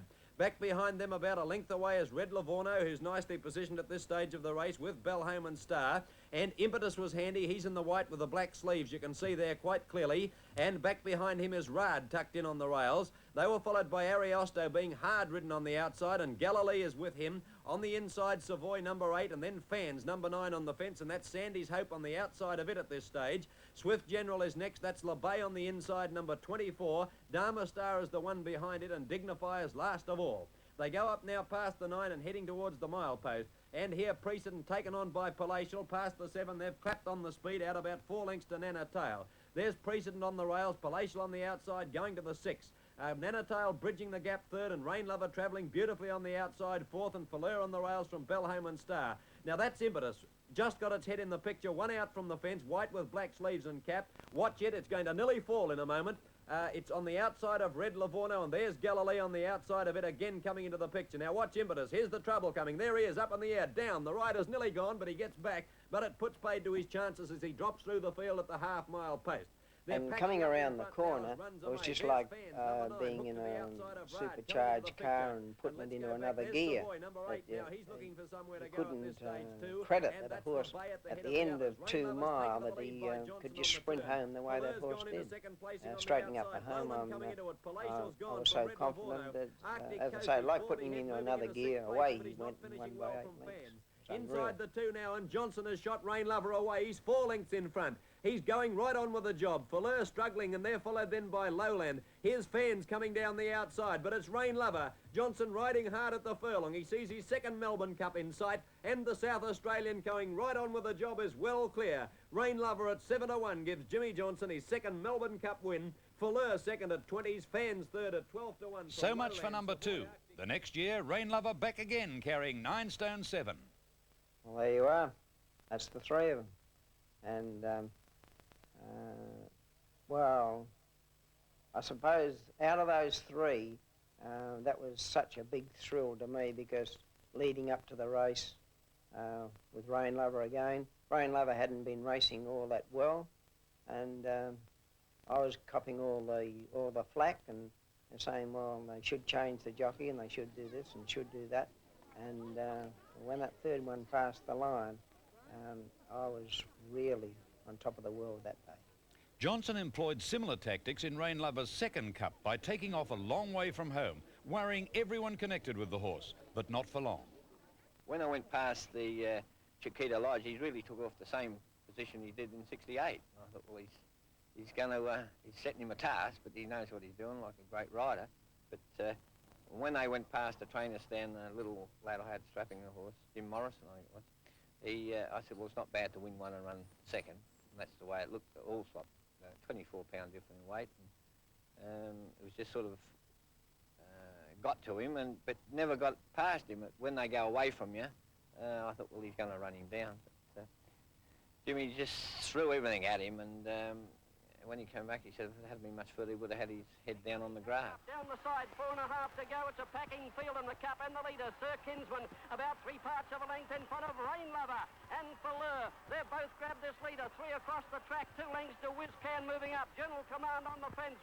Coming around the home turn now, 2.5 furlongs to go. And shades of 1968, Rain Lover dashed to the front. Coming down towards the 2 and the crowd roared. Rain Lover in front. Allsoppers moving up on the outside to challenge, and they're followed closely then by Swift General Falleur. In behind them, Trails now pulled out, and he's coming home reasonably well only. Allsop moved up on the outside to tackle Rain Lover. They're clear of Trails, who can't win. He can't stay. A half furlong left to go. Allsop and Rain Lover. Rain Lover and Allsop. They're going head and head. Rain Lover on the inside. Rain Lover's got his neck in front and won by a neck. Second Allsop. Third Ben Lomond. Fourth... Great judgment and tenacity shown by Jimmy Johnson. 1969 was also the year of the sensational doping and late withdrawal of Big Faloo, who was taken out by the stewards only minutes before the parade started. Rain Lover was owned by Mr. Clifford Reed, who also won the Melbourne Cup in 1945 with Rainbird, ridden by Billy Cook. As the big field goes to the post for the 1945 Melbourne Cup, we take this opportunity of reminding you that you see the film in fast time through the cooperation of Army Amenities and RAF Welfare. The Air Force flew the film to Sydney, where it was developed and printed in 2 hours, with other planes standing by to rush the prints on to forward areas. This is Jack Davey handing over to ABC's commentator Jim Carroll for his description of the race. They're off now. And first to jump into his bridle with St. Fairy on the inside. St. Fairy was the first to lead. War Eagle began well and is close to St. Fairy, whilst Rainbird and also Euxine are very well positioned also. And Silverlink, coming across from the outside, has also got a nice position, so also is Immediate. Now when they settle down at the end of about a furlong, Immediate is the leader. Immediate just in advance at the moment, whilst Leonard on the inside is nicely placed. And about a length and a half further back is Cable News, and Cable News is followed by Flight on the outside. And on the inside is now Russia, followed by St. Fairy. On the outside, Silverlink, and a length and a half further back is now travelling along nicely too, Oatcake. And just in front of Oatcake is Viva. At the moment, Queen Midas, Logical, and Great Victory of the last 3. As they turn along to the judges' box for the first time, Immediate is the leader. Immediate's advantage being about 3 lengths over Cable News. Leonard in third place, then follows Flight. Next on the outside, Valcurl, followed by Russia and Silverlink. Then Leonard Euxine and Rainbird, and also Grampian. They're followed by Vivar Oatcake. Next is Punctiliar and Space, followed by War Eagle rather, and the last of the lot, Logical and Queen Midas. Now they're past the 3 furlongs post, and they're rounding the bend to face up to home.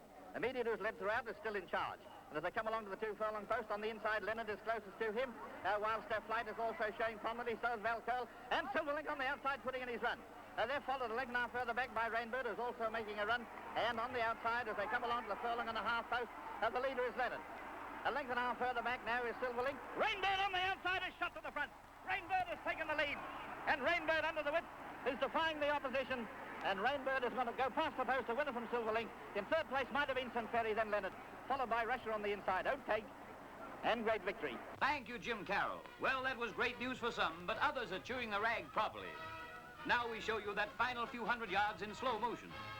In detail, we see how the South Australian mare Rainbird took charge of the race, leaving behind Silverlink, who beats Leonard to second place. At the end of the 2 gruelling miles, Rainbird's light weight of 7.7 helps Billy Cook to bring off a superb piece of horsemanship and carry his mount to victory in the time of 3:24 and a half. So crack New South Wales jockey Billy Cook went to Melbourne to send the coveted cup to South Australia. Well, blokes in Borneo, boys at Bougainville, Raff at Rabaul, and the mob at Maratai, let's hope you're home soon backing all the winners about the place. Hi-ho, everybody, and the higher the better. Great jockey Billy Cook also won the race 4 years earlier on Skipton. It was wartime. Once again, people sought relief from the worries of war on the racetrack.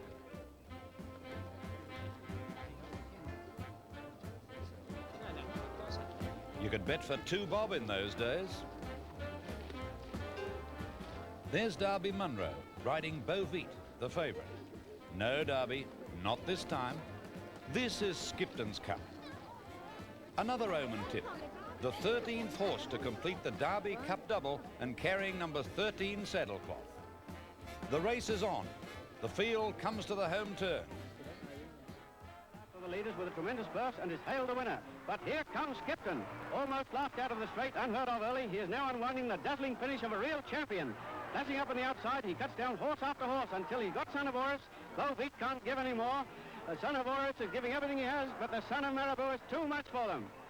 Skipton skips home with a 7,500-pound handicap for his lady owner. Son of Horus is second, with Beauvite 3/4 of a length away third. Let's slow motion analyze the finish. It only serves to make the superiority of the unlikely starter more marked.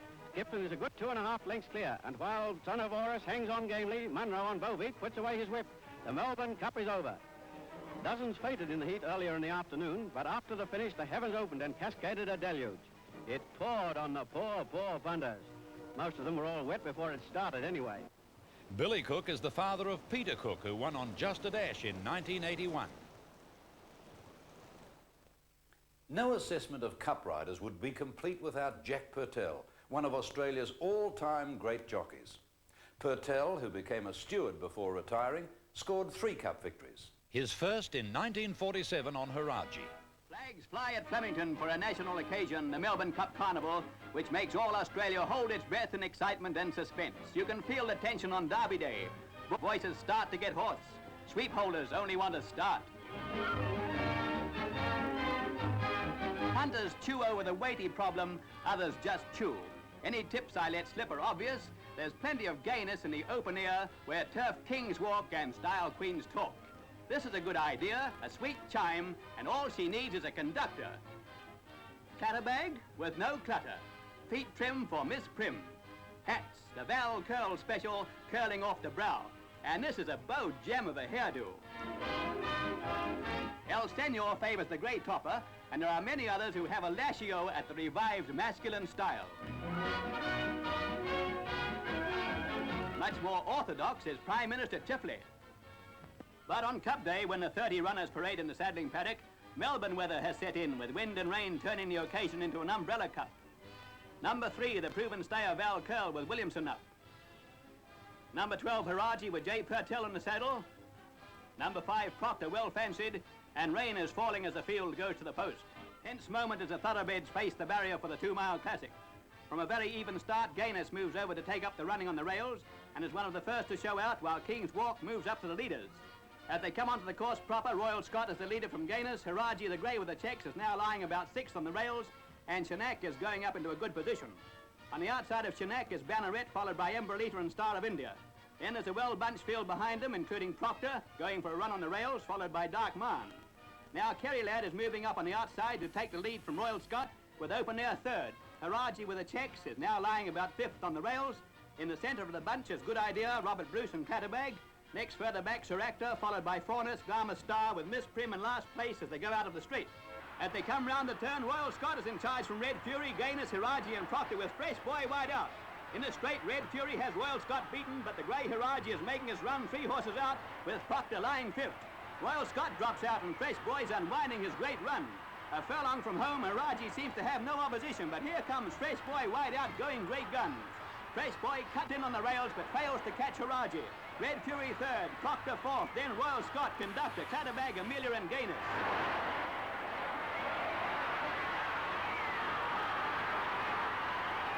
Haradji, you little beauty. A slow motion repeat shows the contrasting riding styles of the first 2 jockeys.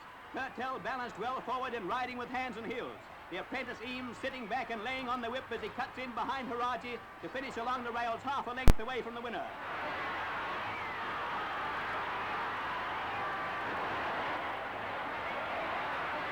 Number 12, Haraji, 30, Fresh Boy, 29, Red Fury, in the big money for the Melbourne Cup of 1947. Haraji, the first grey to win since 1865. A grey day is a great day for the grey. It was 1953. Only 10 months before his success on Waddella, Purtell suffered a serious fall in a race at Caulfield, and for a time his life was in danger. The big crowd appreciated his courage in coming back to the saddle. Waddella won from Most Regal and My Hero. They were the same three horses who filled the placings in the Caulfield Cup of that year, but not in the same order. And Waddella wins from Most Regal with My Hero third. Fourth and neck away is Earldom, Hydrogen, Lord Forest. Rising Fast gave Jack Purtell his second successive win in the Cup and his third win overall in 1954. What a crowd it is. The stand's jam-packed and people still arriving a few minutes before the Cup actually starts. The bookies know names Rising Fast and Master Proven pretty well by now. They ought to. They're riding them once every second. But in the Cup, everyone has a fancy, so even the outsiders are supported. Admiral Sir John Collins shows that the Navy's in Melbourne as usual, and the fleet's not the only thing out of mothballs. But the men by no means have their own way when it comes to millinery. It's almost 3:15. All Australia stops work. And with the huge crowd tensed and expectant, let's cross for a description of this world-famous race to Australia's leading racing broadcaster, Ken Howard. Thank you very much, John. This is Ken Howard, privileged to bring you the broadcast of the great race. It's the bleakest day in Cup history, and even the horses look cold as they parade in the birdcage. There goes the top weight Rising Fast with jockey Purtell hoping to gather in his third Melbourne Cup, and he's followed out by Advocate, Sunnish and Electro. You know, it's blowing a half gale as they parade the Newmarket Straight on the way to the starting barrier. There's an enthusiast. He's put his shirt down on Master Proven. Now, that's what I call a punter. But you should have put it on Rising Fast, son. They're at the barrier, and they're racing in the Melbourne Cup. Rising Fast near the fence lost 2 lengths of barrier rise, and Socorro, one of the best to begin, bounced out in front of Ted Rami, followed by Captain Hunter and Surprise Ending. Rising Fast going up quickly with Half Past, then Master Proven. Hellion at the head of the others, followed by Tototara, then Prince Delville, who got away well, followed by Commodore. Advocate is in behind that bunch, followed by King Amana, and then a gap to Frescott and Ribera dropping out the last. The beaten favourite in the Derby, Prince Delville, is in front in the straight the first time, just clear of Tototara. A length further away, Master Proven, followed by Spearfolio Hellion. Then a gap to Surprise Ending, followed by Gay Gambler. In behind them, Rising Fast, closely followed by Gay Helios and Great Performance. Racing at the camera, 6 furlongs from... Because he'd been carrying big weights previous, but naturally enough I was towy, because he was going to be favourite, and I considered a pretty short price favourite. And you got the task ahead, and I had to get a good position. In my opinion, I didn't want anything coming back on me. I didn't think I could afford to be getting these beaten horses coming back at me, and of course I'd be to go back with them. And again, luckily, I got a good position, and I had a good run right throughout the race. Into the straight, and the South Australian Pandy Star is in front from Gay Helios, Spearfolio and Rising Fast. Pandy Star is first to weaken, and at the distance, Gay Helios is clear, but Purtell switches the New Zealander, Rising Fast to the outside of Gay Helios and races past him and almost astride. Now Rising Fast comes away from Gay Helios, with Hellion finishing 2 to their 1 wide out in the centre. Rising Fast doing better than Hellion and Gay Helios, and Rising Fast going on strongly wins the Melbourne Cup from Hellion. Gay Helios third, and fourth is Prince Delville. There's a roar of applause for Rising Fast, and jockey Jack Purtell as the winner returns to scale. The great New Zealander is only the 4th horse in history to win the Caulfield and Melbourne Cup double. After this great win, Rising Fast is being called one of the greatest horses ever. It's Purtell's 3rd Melbourne Cup win, and he doesn't look exactly sad about it. The Governor of Victoria, Sir Dallas Brooks, presents the Cup to owner L.R. Spring. Rising Fast cost 325 guineas as a yearling. Yes, it's been a great day for Purtell and a great day for racing. Hey, mister, I told you should have put it down on Rising Fast. John Letts, a jockey whose ability to ride is only surpassed by his ability to talk. The 1972 Melbourne Cup, I'll never forget it, because when I went into the barrier, I said to Neville Voigt, who drew alongside me, I said, well, Neville, I said, I think you and I are only here to make up the numbers, and he quite agreed with me, and then I come out and won the greatest race in Australia. This was Letts' first ride at Flemington, and he'd never laid eyes on the track, let alone this famous landmark, Chiquita Lodge, situated at a vital point about 1,000 metres from the winning post.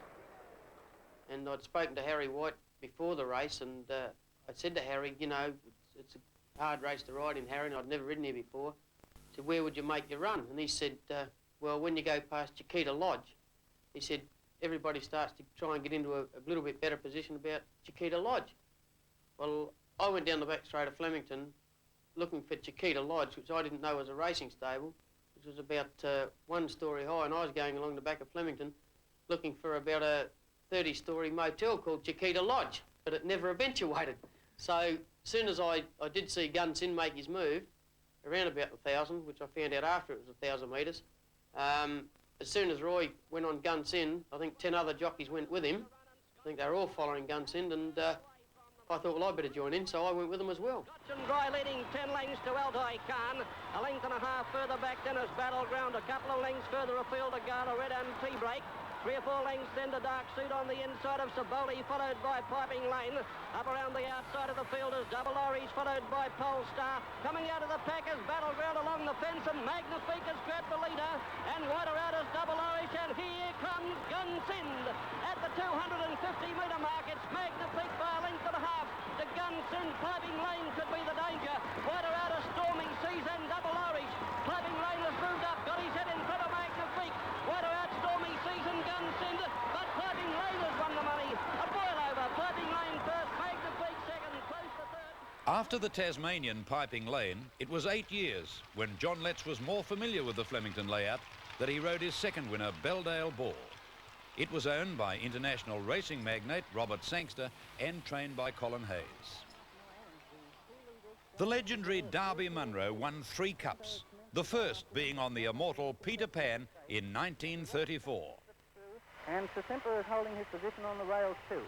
Straddling up to the run home, Flail on the rails and Regilla are together in front from Nicely and Gippsland. Simper there and Sarcherie too. Peter Pan has come into it now. Peter Pan is flying on the outside. Peter Pan showing the way to Sarcherie, Flail under the whip and Drogilla. Then comes Limbaum finishing on strongly. And Broad Arrow is finishing well too. It looks like Peter Pan will win it. Peter Pan is well clear, about half a furlong from the post, and he'll win it all right. A magnificent victory. Sarcherie is making a determined effort to overcome him, and Limbaum is finishing well too. Peter Pan wins from Sarcherie. Peter Pan is only the second horse in history to have won 2 Melbourne Cups. He carried top weight on a heavy track and galloped to victory in slashing style. Well done, Peter. The war was still on in 1944. Derby Munro was engaged to ride Sirius, and the public got right behind him and sent him out a 3-to-1 favourite for the big event. Now they're coming on to the 2 furlong post, 2 furlongs from home. Sirius still the leader. Sirius has gone out with a lead of a length and a half. In second place, Clayton dropping back. Cellini's moved up and past Clayton. A length and a half further back, Peter on the outside, and also Claudette doing well, and Huntingdale on the inside. And as they move along to the furlong and a half post, Sirius is well clear. Under the whip, Peter on the outside has thrown out a challenge. On the inside, Cellini is dying. Claudette finishing on. Sirius has been ridden for dear life to stall off Peter's challenge. Sirius is holding Peter at bay. It's going to be a battle right to the post, but Munro looks like having it. And Munro on Sirius. Munro took the favourite to the front 3 furlongs from home, and Sirius hung on gamely. 2 years later, Russia brought up his treble. Now for the Cup. Claudale is a warm favourite with On Target Next Fancy. Spam is one that has come into last-minute prominence. As the barrier rises, there are a rush to get into good positions. It takes some doing in this tremendous field of 35. Pledget is the first to break the line, followed by Valcol and Russia. Spam, though well away, soon drops to the rear, as does Cordale. It's the charge of the light and heavy brigade as they tear up the straight, but gradually the slow beginners drop back and move closer to the rails. Here we get an idea of what a huge field it really is. There's very little jostling, though. Valcol leads narrowly from Orthodox. Then Russia, showing surprising early speed, followed by Leonard, Star Act, Oatcakes, Denelaus, while Cordale, On Target, Kerry and Spam are near the rear. They sit down in front. Now the field bunches up, and as they approach the turn, Earlmont beats off Valcol. But Munro, timing his run to a nicety, pushes Russia forward on the outside, and in a stride he hits the front. Leonard and Concerto are there, while Kerry and On Target are making runs, but they're a long way behind the leader. Now in the straight, Russia quickly passes Earlmont, and it's all over. Leonard battles on, but now he's given the go-by by gallant little Kerry. And On Target is coming home strongly, but one can't even get excited. Russia's cantering in. It's all Russia. Come on, Russia. What a performance. 9 stone on his back, and he equals the track record. Russia wins by 5 lengths from On Target and Carey. The winner gets a grand reception from everyone. Well, nearly everyone. Good shot, sir. On target, I should say. There's as much applause for the rider as the horse, and Munro deserves every hand clap. Russia looks as though he'd put a veto on all this fuss. Darby Munro receives the congratulations of their Royal Highnesses, and trainer and part owner Ted Hush receives the cup. History repeats itself. As in 1936, Munro gets a hand clasp from the Duke. In that year, he rode Peter Pan. Today, it is Russia. The only other rider who'd won the race 3 times was Bill McLaughlin on Prince Foot in 1909, Comedy King in 1910, and Westcourt in 1917. The year is 1958, and the fashions go nautical. With adornments that look like jellyfish, and fishermen's nets, and dried sponges, and coral. During the Melbourne Cup, well, I thought I'd trail Monte Carlo because Jack Thompson, he'd had ridden the race a lot more than what I had, and I just tacked on to Monte Carlo and I trailed him all the way, and we had a lovely run right through, and of course I challenged him about a furlong out and went on to win. With Monte Carlo, also now Baystone putting in a good run, followed by Humber Hawk and Yeaman desperately ridden. At the 2 furlongs post, White Hills in front with Red Pine, Monte Carlo and Baystone challenging him strongly. Yeaman finishing fast but a long way back. Monte Carlo hits the front at the furlong with Baystone, and they're fighting the cup out from Red Pine. Baystone gets the head in front of Monte Carlo, Red Pine third, and then White Hills from Yeaman. But Baystone's finishing too well in the cup for Monte Carlo, and Baystone's going to win the Melbourne Cup from Monte Carlo. Red Pine Baystone had overcome 2 hoodoos. The first, he had number 7 Saddlecloth, and number 7 had never won the cup. And the second, he was allotted stall 13 in the birdcage. But a jubilant Mel Shoemaker wasn't going to be worried by hoodoos. They're all set to go in the Melbourne Cup, and they're off and running.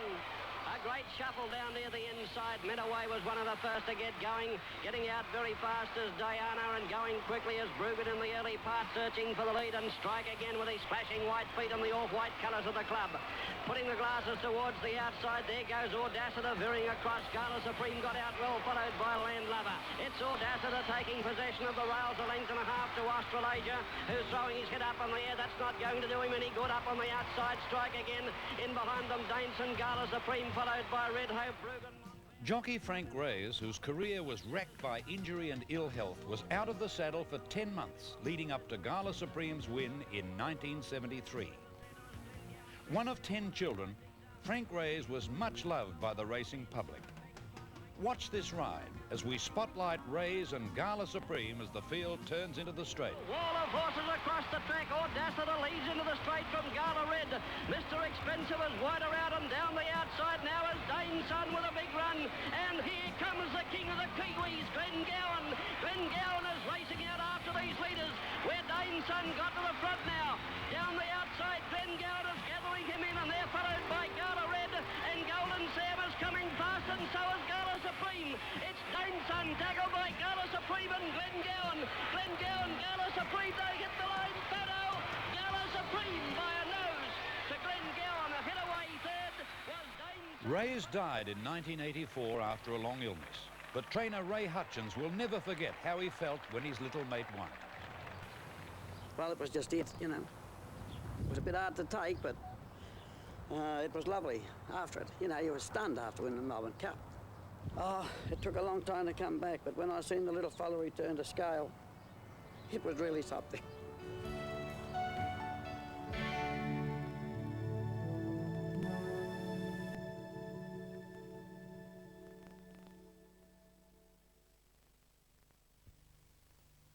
Seems like those dreams are coming true. We're all about to get our due. Looks like winning's back in style. You can feel Australia smile, and we love to let it show. With a beer the whole world knows, it's as gold as the medals that we've won.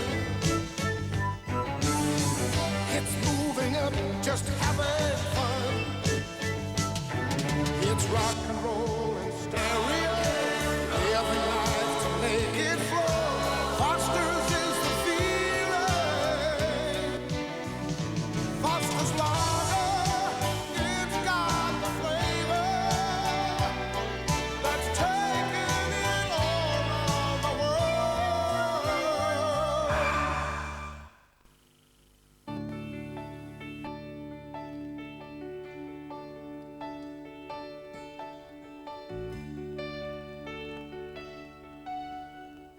One winner of the Melbourne Cup stands out well above the rest. Even though he was bred in New Zealand, he didn't race there and was quickly adopted as an Australian horse. He was by night raid out of the mare Entreaty and cost a paltry 160 guineas. The horse, who was to become known as the Red Terror, was distinctively marked with 2 hind white fetlocks and black spots on the thighs.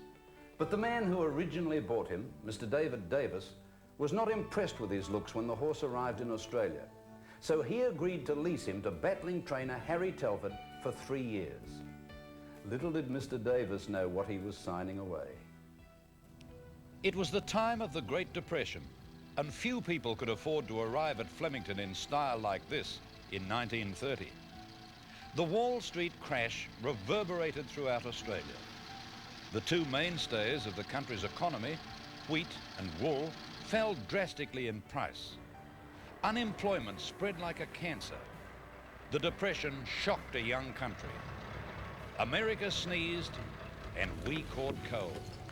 But the doom and gloom was forgotten on that special Tuesday in November because of one massive horse, Farlap, the Red Terror, who stood a giant 17-1 hands. And he was also head and shoulders above the rest in his deeds, drawing a huge crowd of 80,000 to see the 1930 Cup. That is 80,000 paid. About half that number couldn't afford the admittance price, but they were not to be denied. They watched the Cup from over there on Scotsman's Hill for nothing. But whether you were a paying patron or not, whether you came to the course in a car like this or walked, Big Red put on the show of all shows. He cantered home by 3 lengths to become the only Cup winner to score at odds on. He was certainly the bright spot for thousands of people in uncertain times. There was high drama on the Saturday before the Cup. Farlap had been very heavily backed. As he returned from work at Caulfield, gunmen tried to shoot him, but Tommy Woodcock saved him. It was the Saturday morning before the Cup.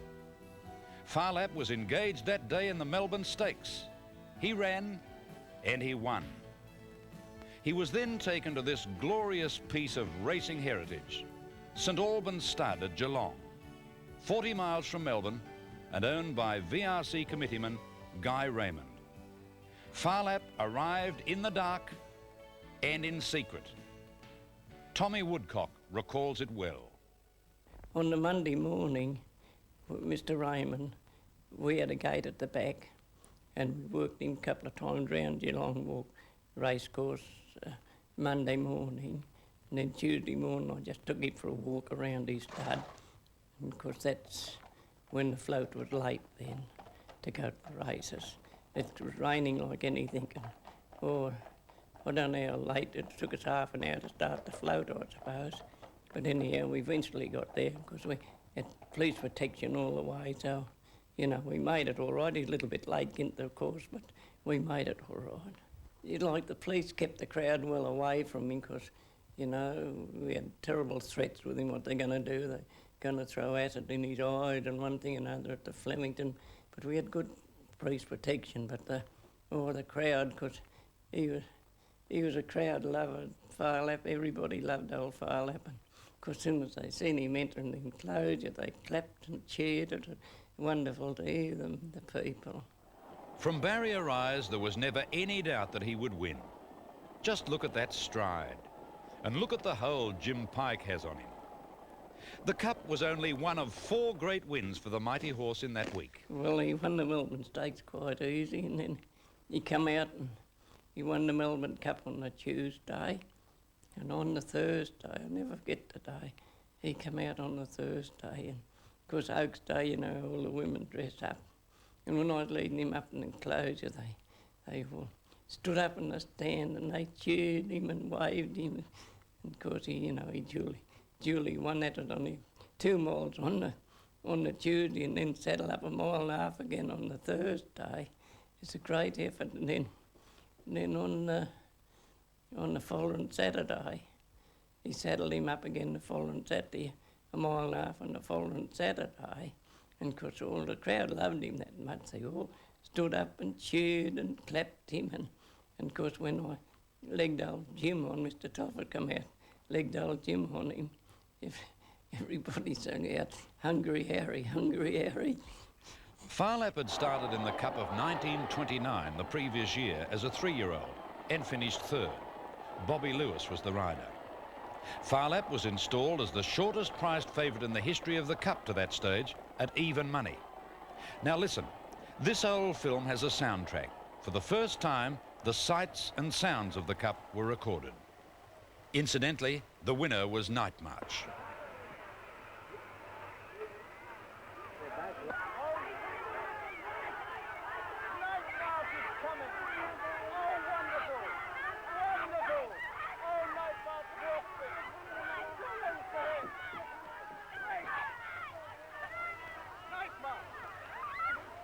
Bobby Lewis, he didn't go.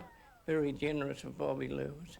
And of course, Bobby stirred him pretty well at the barrier, and of course when he did, he jumped out, and of course he couldn't hold him. He fought him all the way until about the 3 furlong post, and when he let him go to race, he went back in the field, and then he finished on again and ran 3rd in it. But he had a dreadful mouth after, the poor horse. He could hardly eat for 3 or 4 days after his mouth was cut about that much. In 1931, Big Red was again favourite for the Cup, but Tommy felt the horse was tired and overtrained.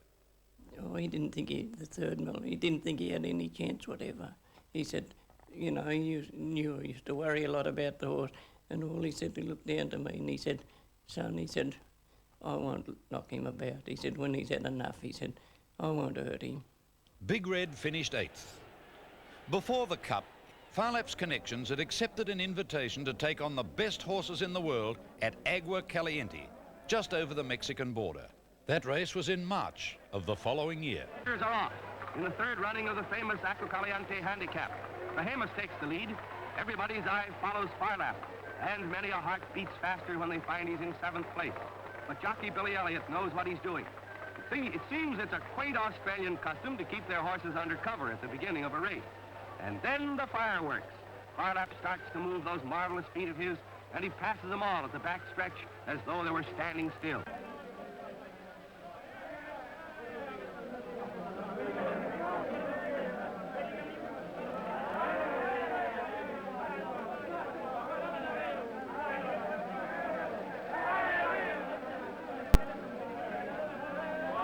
And the crowd goes crazy as Reveille Boy makes a gallant challenge at the home stretch.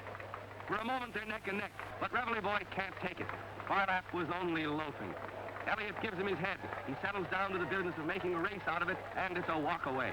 And a new record of 2 minutes, 2 4/5 seconds, and the glorious total of $332,000 worth of winning. It's a great debut for the Australian beauty, Phar Lap, one of the handsomest horses ever seen on an American track. A little temperamental, but what star isn't? In one race, he's proved himself, and how the fans love it.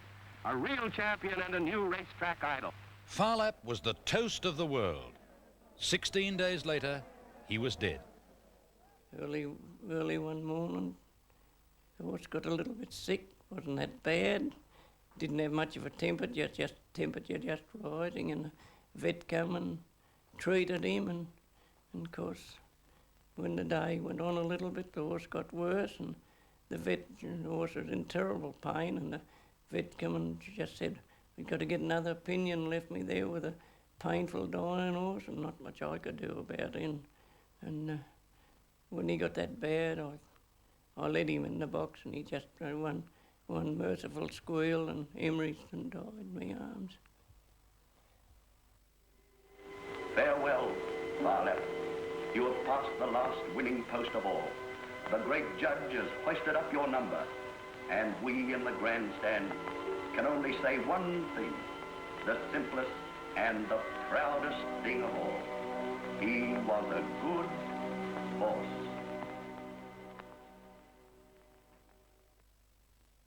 Not only champions win the race, it's had some surprise results at long odds.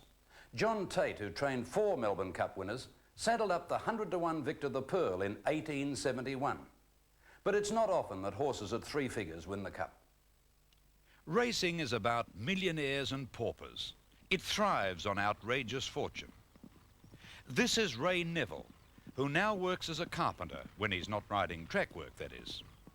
40 years ago, he looked a little different when, as a boy from Birchip, his dream of dreams came true. Morning, I just finished riding late in the morning in the Cup. The boss told me I had to ride in the Cup. Thought it was all right. Ray Neville was apprenticed to outstanding trainer Lou Robertson. Favoured in that year's Cup was Howe, and the photo finish camera was used for the first time and caused quite a controversy. Late scratchings have reduced the field to 30 for the big 2 miles. Tense moment as wages totaling millions are in the balance.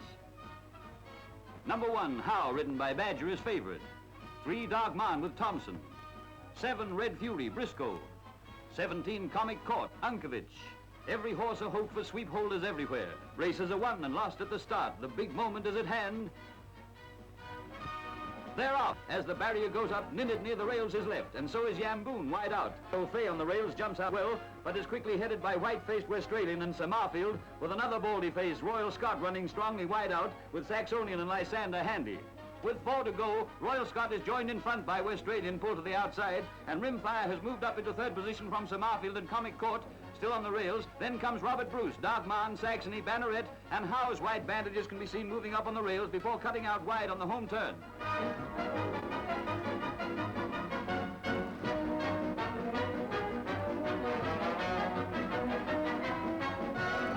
Into the straight, Comic Court on the rails has taken the lead, quickly overtaken by Rimfire, with Robert Bruce, Saxony, and Howe well placed wide on the outside in his great effort to overhaul the leaders.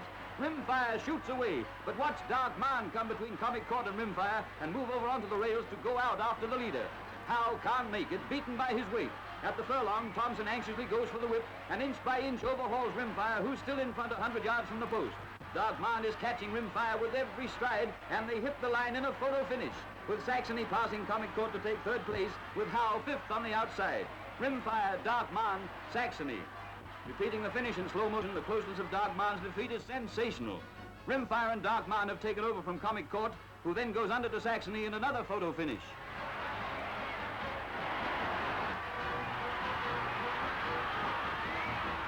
Down to the post it resolves into a battle between the apprentice Neville on Rimfire and the experienced Thompson on Dark Man. But the young boy is not overawed as he goes on to win by half a head and lop a 1/4 of a second off the record in a photo finish that brooks no argument.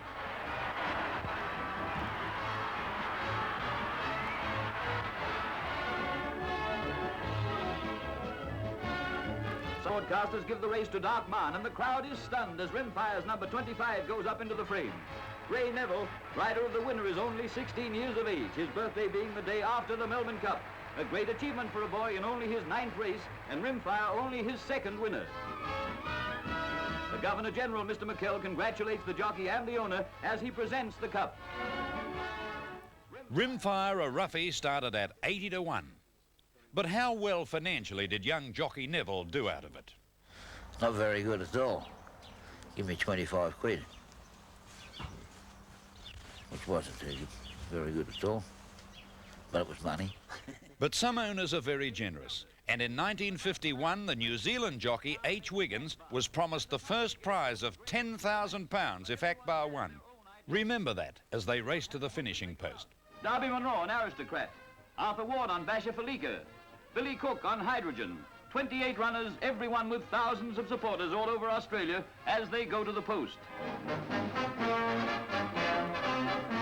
There's a sensation as a fire breaks out in a rubbish pit and smoke billows across the track as the big field lines up for the 2 miles. And just as the fire brigade rushes to the scene, the starter is about to let go the lever. Movietone's camera stand is right in the thick of it, and the horses are almost obscured by smoke as they leap out at the start. Sky Streamer and Bold John on the rails jump out well, followed by Midway and Socrates, but now smoke gets in our eye. But it's the final stretch that counts. As they make the home turn, watch the sensational fall as Morse Code goes down in front of the field, leaving Blue Vest on the rails to lead for a few yards. But now Grey Boots throws out a challenge. He fades quickly as he's passed by New Zealander Akbar with the blaze and white feet. And Akbar looks all over a winner. But the dark colours of Delta are now showing up, and he's rapidly gathering speed and making light work of his top weight. Selwood gets to work on Delta and overhauls Akbar. In the run to the judge, Delta on the outside wins by 3/4 of a length from Akbar with double blank third. Top weight Delta gets a grand reception as it goes back to scale. It's a great spring for Neville Selwood, who already won the Caulfield Cup. And with the 10,000-pound second leg in the bag, he's all smiles. Delta is the greatest horse racing in Australia today, one of our biggest stake winners. And Akbar, second. It was a subdued Cup day in 1914, subdued in colour and even in the greeting of old friends.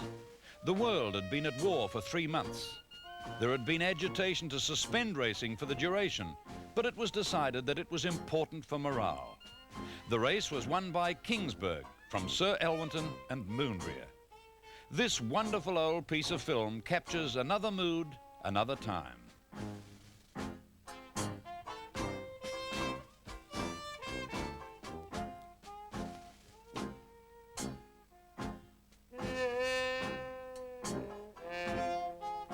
Young Medic, who rode the winner, was apprenticed to W. Kelso, who tutored the great Jim Pike, Farlap's jockey.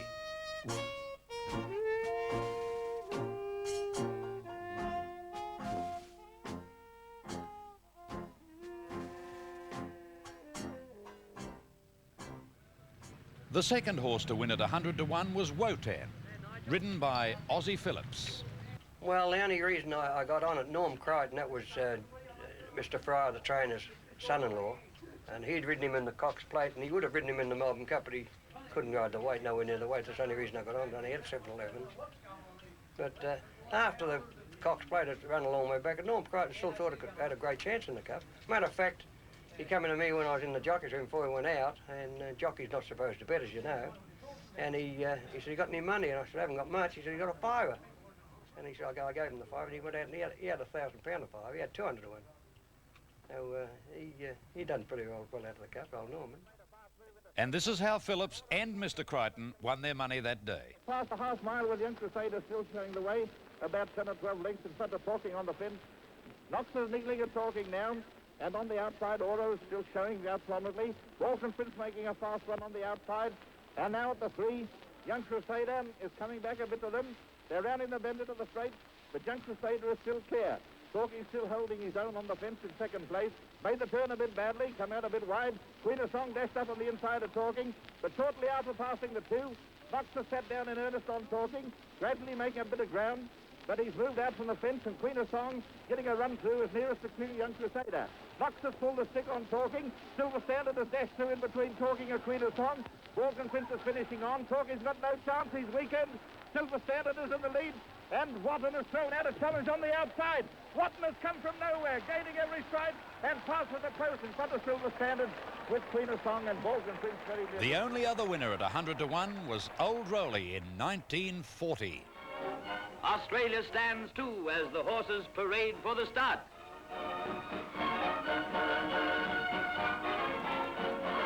The big moment has arrived as the horses go up to the barrier with Beau Vite, hottest favourite since Farlap, leading the field.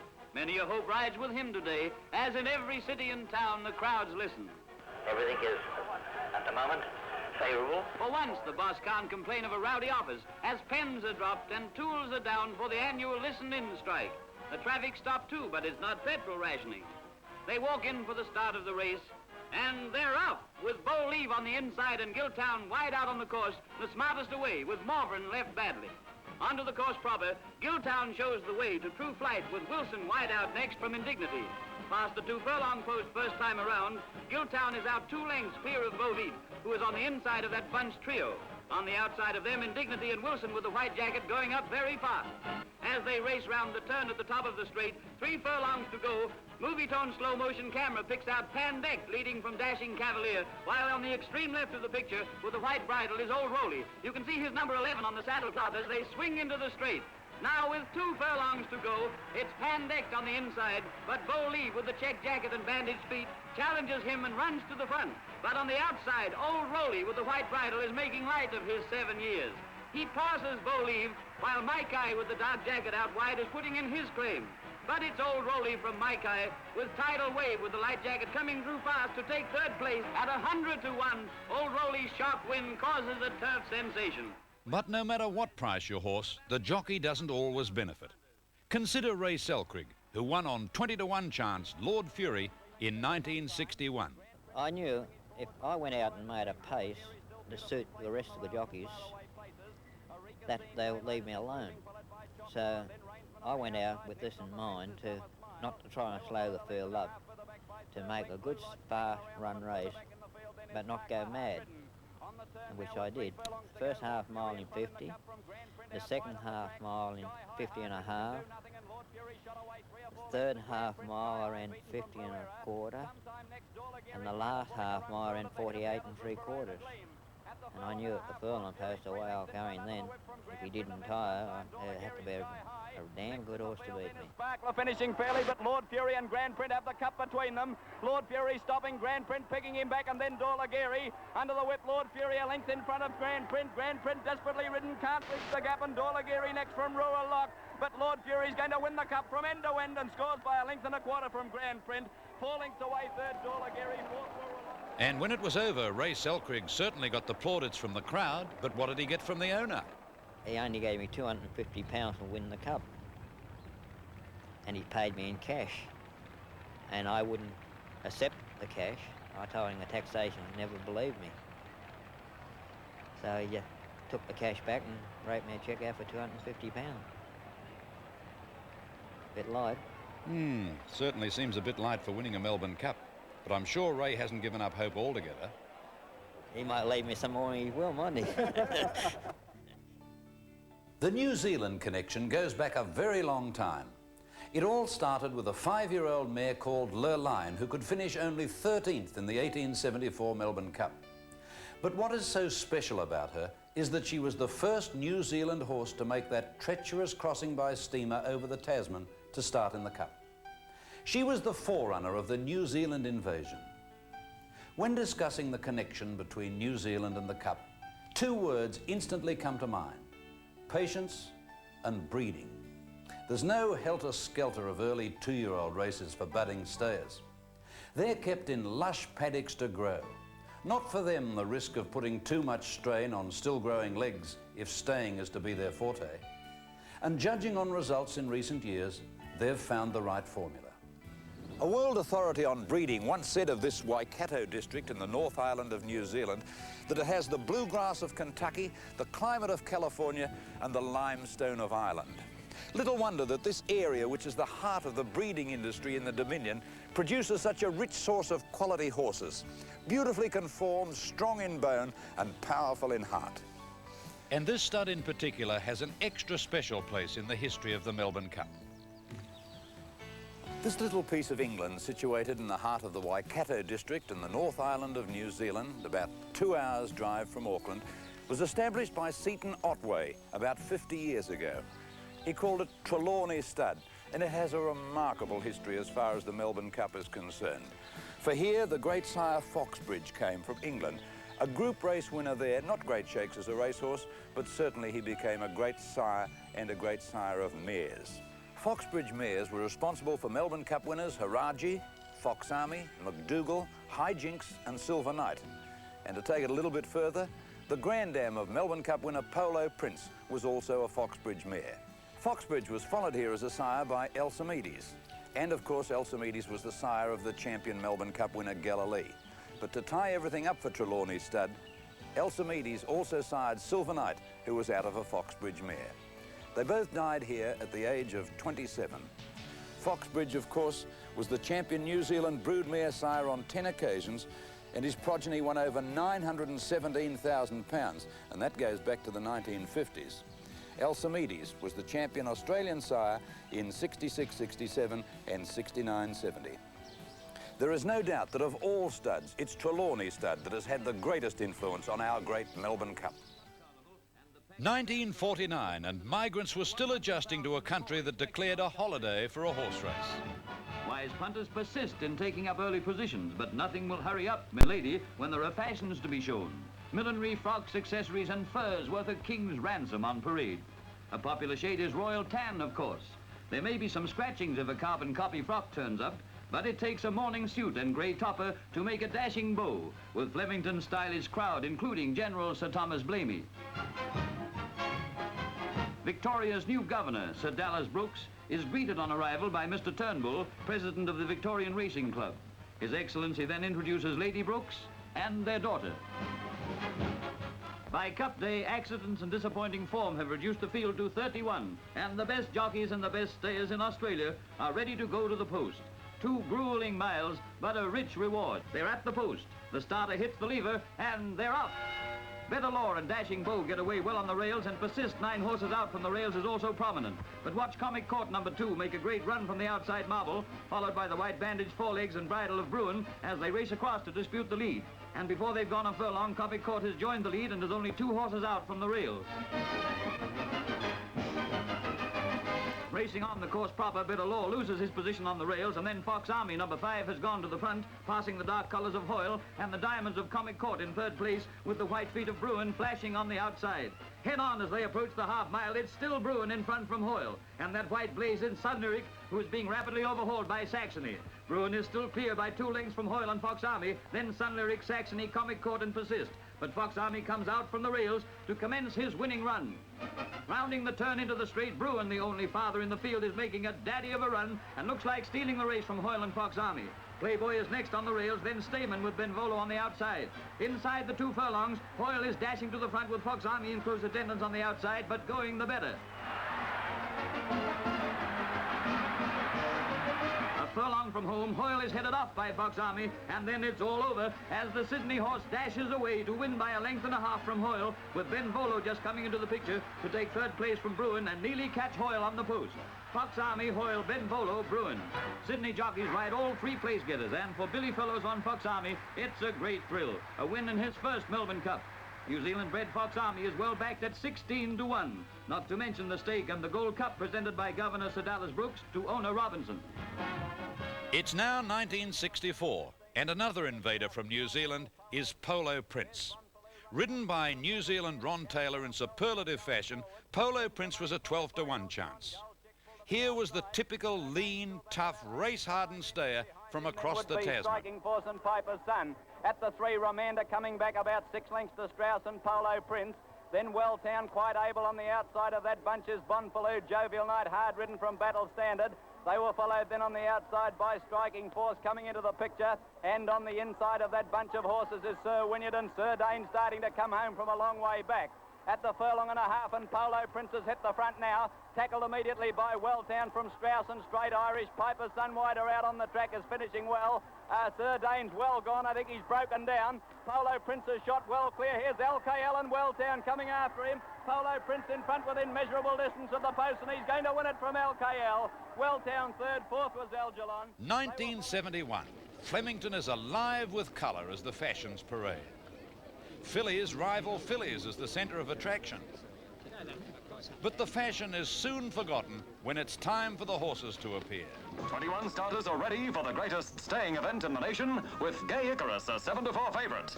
New Zealand-bred Skint Dip is second fancy, while other New Zealanders, Silver Knight and Not Again, share 3rd favouritism with Victorian stayer Big Faloo. Every starter carries the hopes of people all round the nation. All in, light flashing. They're off! Near the inside, Sand Sequin, one of the first to find grass. Getting out very, very fast also a Skin Dip, and getting away quickly as Lincoln's in down near the inside. From the outside of them, Narper began very fast, and so did Fair Sample as they come across the first 10 crossing and run down towards the leaking up onto the course proper. Lincoln's in as the leader from Cool Alibi, with Fair Sample moving up on the outside, and Narper is 3 across the track vying for the lead. Not Again is just in behind them, followed by Skin Dip taking up a beautiful posse on the pace on the inside of Big Faloo, and wider out on the outside is Jenny's Pride, a length and a half further back in the field. Then Kmartic Symbol pushing up along the rails. On the outside is Gay Icarus. He's trapped about 3 deep, but he's going up fast towards the leading bunch. Where's he going? Up towards the lead, and the crowd roared as Valiant went up to tackle for the lead on Gay Icarus. Daring tactics now. It's a great race, so Not Again. He's about to be tackled by Igloo up on the outside, who's gone up very fast. And as they made the run around the turn, anybody's race 2 1/4 furlongs out. Igloo, Not Again, and Cool Alibi, the bolter on the outside, is tackling. And here comes Big Faloo, pulled out as Silver Knight, and down the outside is Skin Dip. Where's the favourite? Gay Icarus, he's running 4th. I don't think he can win. At the furlong, Igloo is the leader. Silver Knight is the big danger. Down the outside is Tails. Silver Knight raced up to Igloo. Silver Knight goes to the front at the half furlong pole, and Silver Knight will win the cup. Igloo second, Trails third, fourth then is Skin Dip. They're followed by Fair Sample on the inside of Royal Show and Arctic Symbol. Once again, New Zealand shows the way, filling 3 of the first 4 places. New Zealand jockey Bruce Marsh rode a brilliant race on Silver Night to give he and trainer Eric Temperton their first Melbourne Cup victory. This is Seaton Otway. He's bred more cup winners than anyone alive.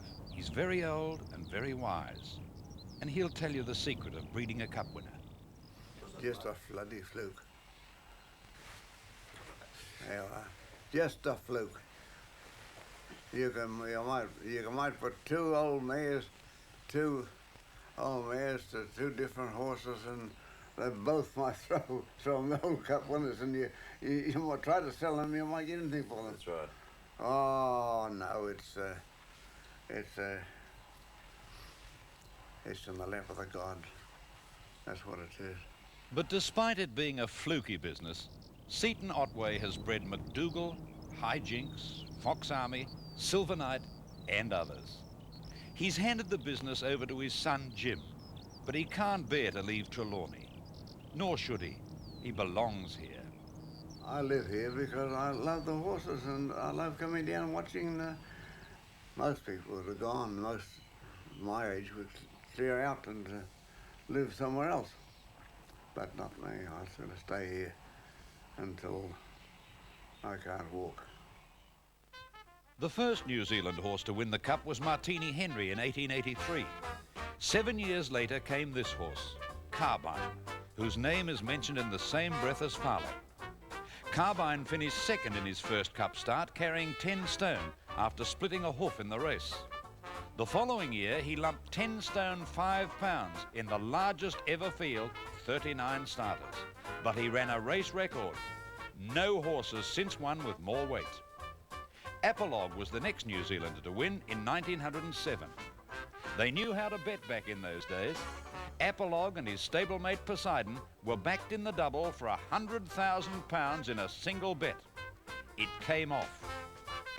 Watching were the world-renowned singers Madame Clara Butt and Dame Nellie Melba, and some melodic barracking was heard.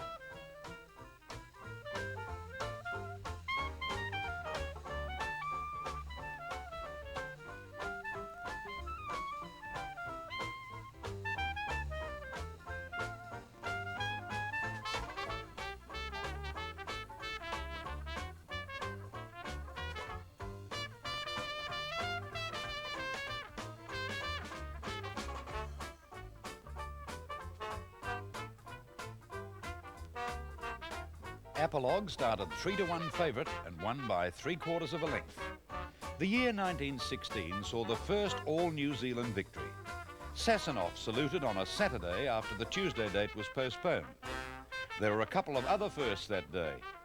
Bookmakers had to pay stamp duty, and for the first time, winning owners received a cup as a trophy. Sasanoff was unique in those days, being the first winner to be bred, owned and trained in the Dominion. In 1938, the winner, Catalogue, was actually trained by a woman, forced by the rules of racing to use her husband's name. 22 horses, the pick of Australian and New Zealand thoroughbreds, are entered for the classic race. Here are a few of them. The Trump, last year's winner. H&G, fine if it's wet. Alunga, gallant veteran. Marauder, the raider. St. Constant, watch that white blaze. Royal Chief, the favourite. Catalogue, another New Zealand hope. Spear Chief from Queensland. Queen of Song, New Zealand 2-year-old. Bourbon may be the dark horse, but the Cup meeting isn't just a sporting event, it's a social event too. Famous faces at the races. There's it. It looks nicer, round pair faces and funny chapeaux. And while everyone looks at their hats, they hope. The ladies look at the horses, for fashion is always with us, but the Melbourne Cup comes only once a year. Into the straight, the leader is now Catalogue, showing the way. Out very wide in the white colours is Gay Knight. Still on the rails in second place is Silenus, just in the centre, Alunga. And on the fence is Sir Regent, then coming Ortel Star, down the outside, putting in a good run. But here comes Bourbon now, threading his way through the field into about 6th place and stretching out. But the leader is still Catalogue. Yes, the 25-to-1 shot is flying away from the field. There goes Bourbon setting out after Catalogue now, but Catalogue has it sewn up, and although Bourbon finishes fast, Catalogue goes on to win by 3 lengths from Bourbon. Hortel Star fights it out for 3rd place with the Lunga, who finishes 4th. So New Zealand springs another surprise, and the 8-year-old Catalogue, the oldest horse in the race, rises from obscurity to win one of the world's greatest turf classics, the Melbourne Cup. 30 starters saddle up for the big prize. There's the white bandages of Dalray, the glamour topweight with Billy Williamson. 2 Munro on hydrogen. 3 Hutchison on Morse code. And Breesley on Caulfield Cup winner Peshawar. This is the moment when punters are really on their... Hi-ho, look at those odds tumble, especially when the New Zealanders are around. This is the start of the 1952 Cup. There are 30 runners, and the winner Dalray, carrying 9 stone 8, finishes 2 well for the 200-to-1 pop Welkin Sun. The owner, Mr. Neville, won an estimated £50,000 in bets. Watch the tail of the field as Spellman falls. White Talk is still leading with Fetlar. Hydrogen is tiring.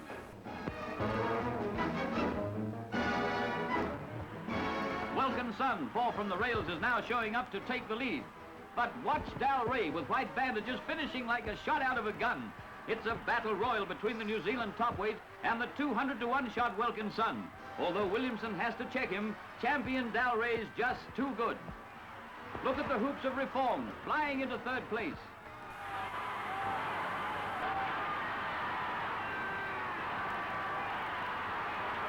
Taking a fortune from the ring, Dalray is hailed as a worthy successor to Farlap. And Williamson looks unconcerned over his first Melbourne Cup win. 1954, and Rising Fast, bred in New Zealand, was bought for 325 guineas by Mr. Lester Spring, who'd never owned a racehorse before. Rising Fast was penalised the maximum £10 after winning the Caulfield Cup that year, and there'd been a big delay before announcing whether he would run in the Melbourne Cup. Owner, Mr. Lester Spring, a controversial figure at the time, gives his version of the events.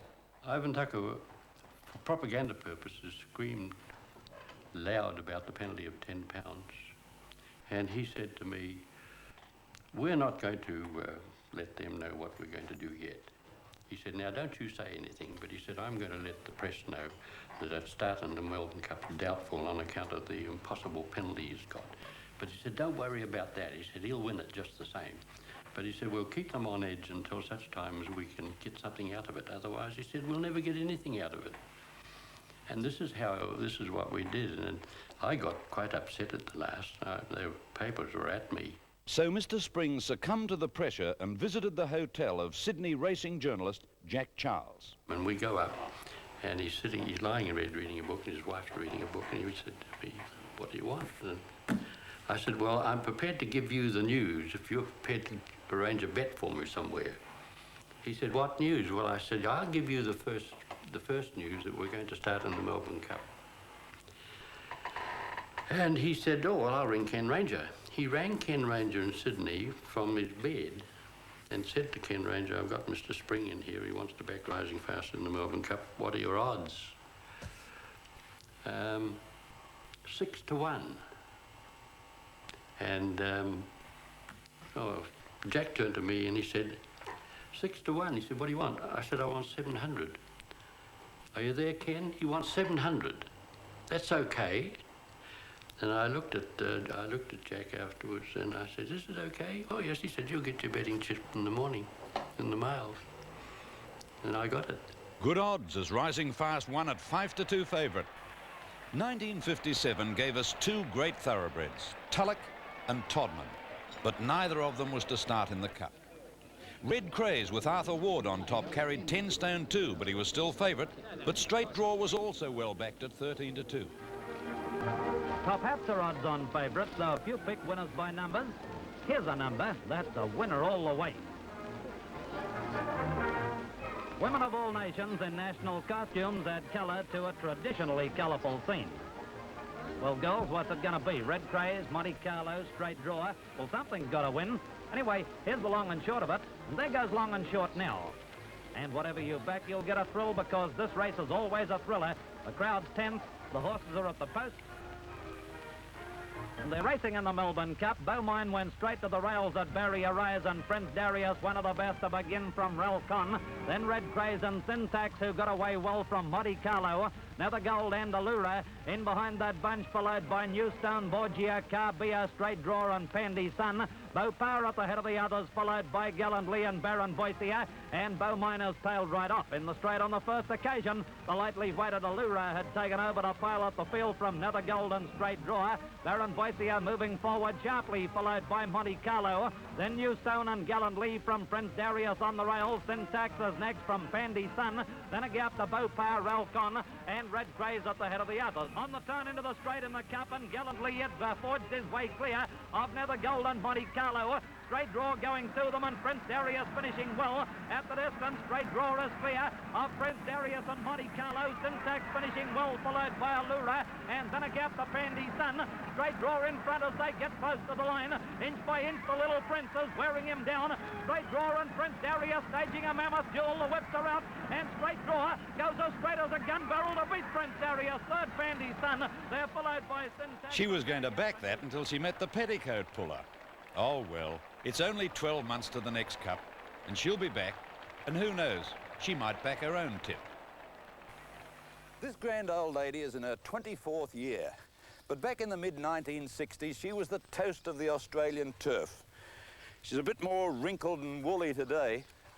You probably recognise her. Yes, it's Light Fingers, and today, a nickname of Goldie, she's known as the toast of Pirongia. Light Fingers won the Big Fillies treble in 1964, the Edward Manifold, the Wakeful and the Oaks. And she was set for the Caulfield Melbourne Cups double in 1965. She contracted a virus before the Caulfield Cup and couldn't even start in it. And then as things were heading towards the Melbourne Cup, she clipped a horse's heels in the Caulfield Stakes, nearly fell and badly ricked a shoulder muscle. It didn't look as though she'd run.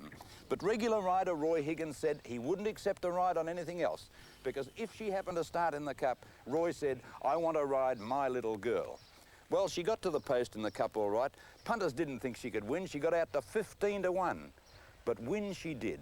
What courage. My little girl, Roy said. She was only little, wasn't she? But that courage got her to the post, a short half head in front of stablemate Zima.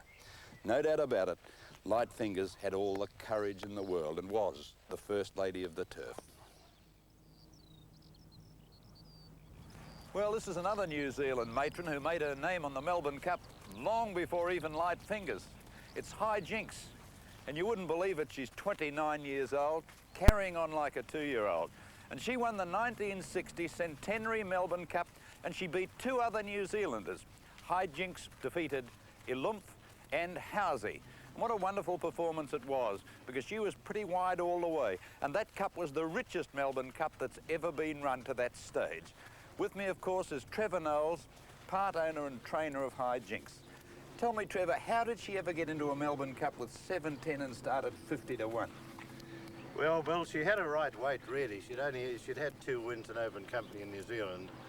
It was about the right weight for a mare, I thought. It was a great winning performance because she did cover a lot of ground. She did cover a lot of ground, and her secret to her success, her racing career, she could sprint at the end of any journey, even 2 miles. So is Nalako and Valerius, and wider out is Housey. A Lunk starting to thread its way through the field, and further back in the field is Tulloch. At the furlong post now, anybody's race. Dorlagary's got to the front in the Cup from Valerius, High Jinks, Manchu, Rose of Summer. And here's a Lunk coming home very fast.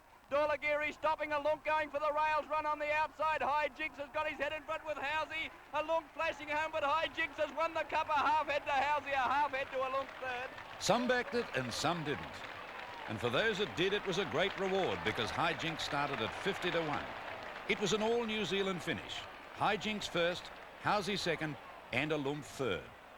There were 101,000 people at Flemington that day, and lightweight jockey Billy Smith could have smiled for all of them. Tulloch was the popular pick despite his 10 stone 1. The public backed him into 3 to 1 favourite, and he ran a gallant 6th. One of the best stayers to come from New Zealand was Even Stevens.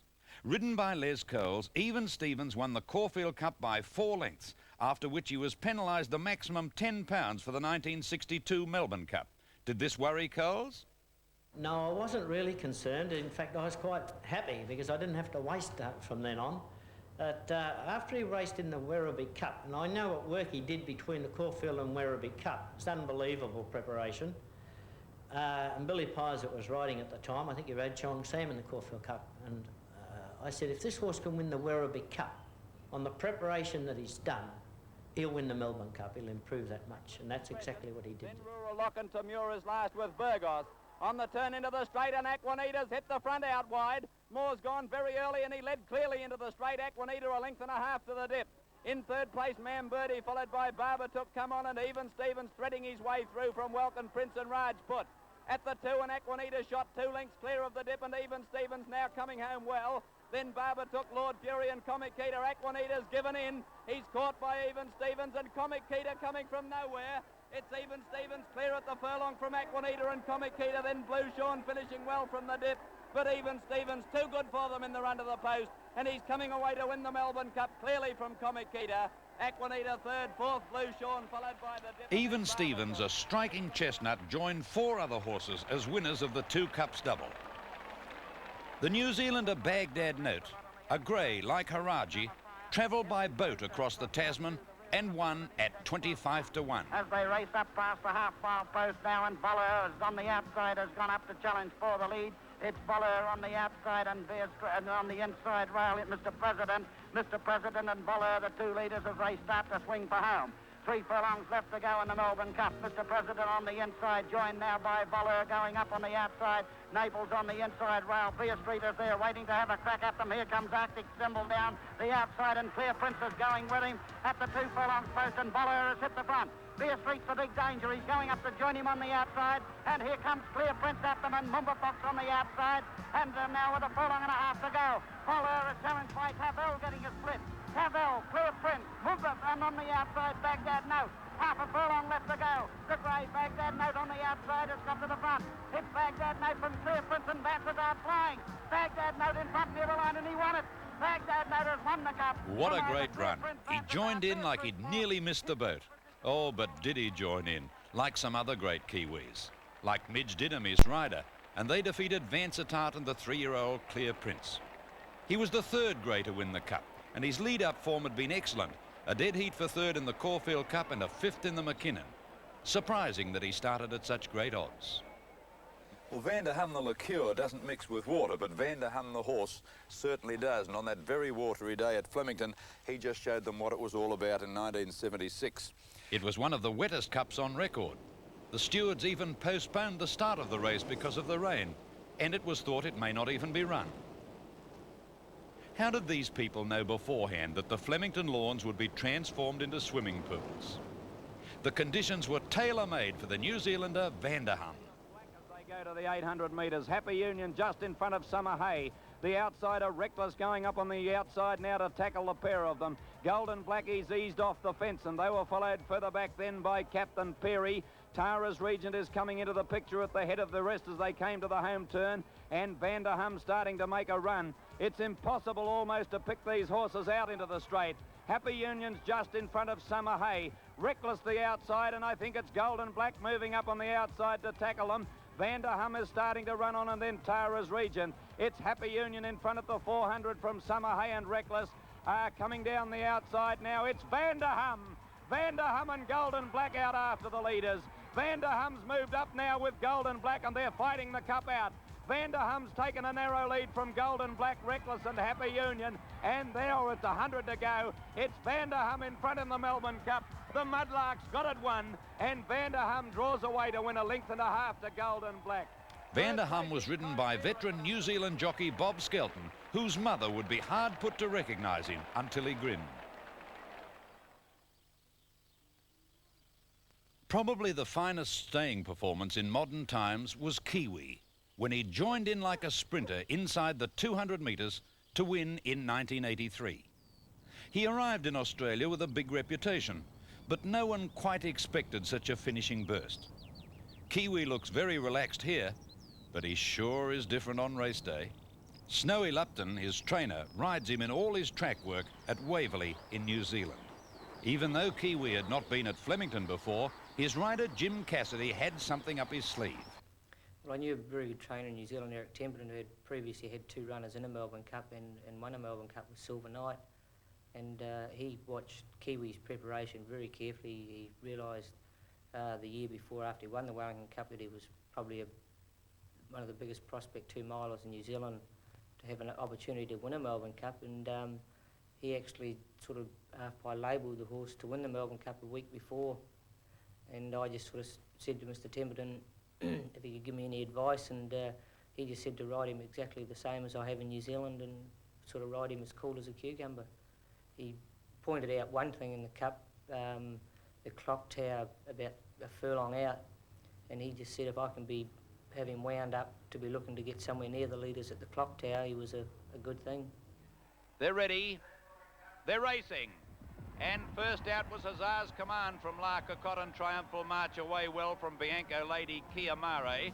Wider out, Mr Jazz got away nicely, and coming right from the outside, Combat looking for the lead and getting it, and Hay-I away well. They were followed by English Wonder and Mark Vogel behind them from Nostradamus. Then came Noble Heights, No Peer, to Jormeo next from Amaranth, and well back in the field is Homemade, and Kiwi is last. Onto the course proper, Combat by 3 lengths now. 2 in second placing, Bianco Lady from Larka Cot. Wonder Kiamara, Dittman's got over, 1 off the fence, working towards the rails. Mr Jazz is at his girth, and then Triumphal March the inside from Mark Vogel. A length further back, Just a Dash, followed then by Noble Comment. A length to Hay-I. On the outside, No Peer, followed then by Hussar's Command, and then came Noble Heights. English Wonder the outside, followed by Nostradamus in that fifth punch with Veloso. Fountain Court next from Chez Nou, 3 or 4 lengths to Shagamar. Then came Mevron Boy, behind it to Jormeo, Homemade, Amaranth, and last of all, Kiwi. Kiwi giving them an enormous start at Chiquita Lodge. We spotlight the horse as Jimmy Cassidy tells his story. Well, at the half mile, it was, as you say, the crucial part of the race. And at the time, I was probably some 20 to 25 lengths from the leader.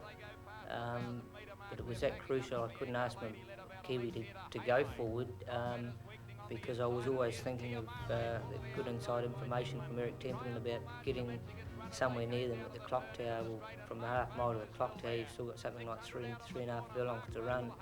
So it was just a matter of playing the waiting game. Triumphal March make a line of nearly 5. Noble Comment behind them as they turn for home, and then Bianco Lady. No Peer to the outside, Just a Dash to Jormeo looking for a run. Kiamare sprinted clear. At the 300, it's a length and a half to Noble Comment and Mr Jazz the outside, then Triumphal March, Nostradamus. Kiamare grabbed by Noble Comment and Mr Jazz. Mr Jazz, Noble Comment, Kiamare clear. Veloso making some sort of a run, and Kiwi late. It's going to be close here. Kiwi's going to beat them all with a mighty run. Kiwi swamps them on the line, and Kiwi's won at a length and a half to Noble Comment. There are few horses that literally everyone is happy to see win, but this is one of them. Yet another great Kiwi in name and nationality. Adelaide trainer Colin Hayes saddled up probably his best cup chance in 1977 with Dulcify. Dulcify had won the Cox Plate by 7 lengths. Colin was looking for joy, instead a tragedy. So I suppose it really has provided the saddest moment of my racing life and probably the happiest moment, winning it the next year. Colin Hayes got his joy in 1980 with Belledale Ball, owned by Mr Robert Sangster. Well, I thought because of the handicaps that Belledale Ball was the horse, 49.5, because Bohemian Grove was weighted up to his top form, and it is a 2-mile race, and I thought the other one was a 2-miler and one wasn't, but Robert said that on their English form he couldn't put him in the same paddock, and he backed Bohemian Grove. Ball 2 in front of the 300. He's holding them safely at bay. Let's Riding for Dear Life. Love Band at second. on the outside.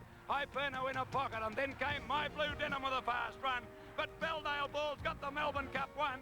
My Blue Denim coming from the clouds into second place. Belledale Ball stopping to a walk, but he's going to win. Belledale Ball, Johnny Letts beats My Blue Denim. Love Band at third. In 1986, Colin Hayes won his 2nd Melbourne Cup, and his new stable jockey, Michael Clark, tasted success in the big one for the first time on the imported end tyre at Tallac. Half in front, Rising Fear the outside, Wonder at Tallac, My Tristram's Bell. Sea Legends moving up quickly with Joel out a bit deeper on the track and moving around them. Mr Lamonti's going well. A length to Midmaster coming into the picture. Empire Rose in that group of horses with Black Knight. They start to bunch up in the cup. Waratah Bay's wider out. Kiwis behind those horses. Samasan's trying to thread his way through. Fordyce out wide. Final Advance well back. Just now's about third last. Born to Be Queen in front of those horses, and Dark Intruder's last into the straight. They've got 4.50 to go in the Cup. Feet-a-Wah joined by Rising Fear. At Talac about to come at them from My Tristram Spell, Mint Master. Joel with a run. Empire Rose, Mr. Lamondi, Born to Be Queen running on in reckless tradition. At Talac at the 300s, burst away from Rising Fear.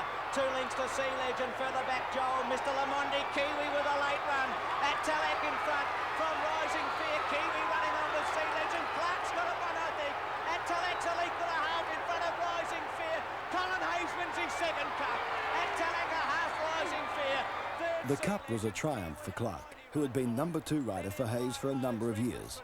His loyalty and professionalism paid off when he was given the number 1 position, replacing Darren Gauci.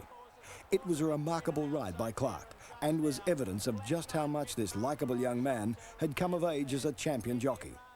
The success of At Talac, owned by Sheikh Hamdan bin Rashid Al Maktoum, is sure to further enhance overseas interest in this great event. And indeed, since the Melbourne Cup success, the Sheikh has increased his interests in the Australian industry. Certainly, this Melbourne Cup did more than any other for Australia's profile on the international racing scene.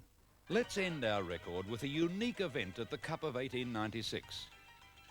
It surely says something about the importance of this great race that this was the first film ever shot in Australia. A Frenchman shot it for posterity, which is to say, for us.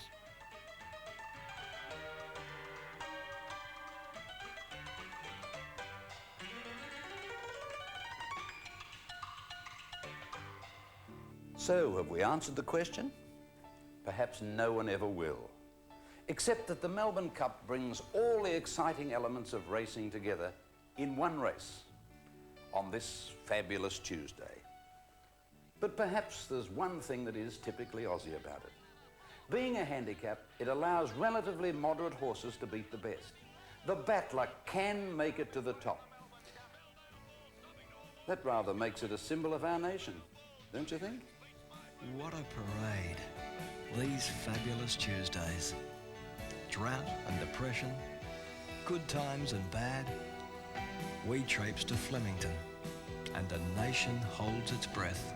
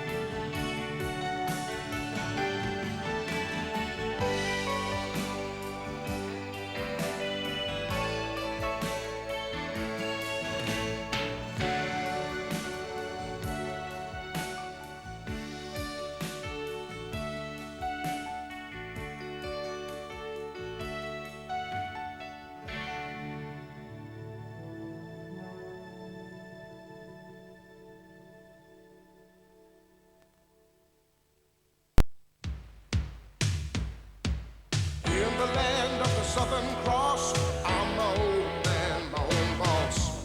Proud and I let it show, Australian, and the whole world knows. No matter where I got my scars, my soul is here, and so's my heart. I made my home and I'll do my part. In the land of the Southern Cross, hey! There's a fear in the land of the Southern Cross, the whole world knows my name. Everywhere you go, the feeling shows. Faster spreads the fame in the land of the Southern Cross. The land of the Southern Cross.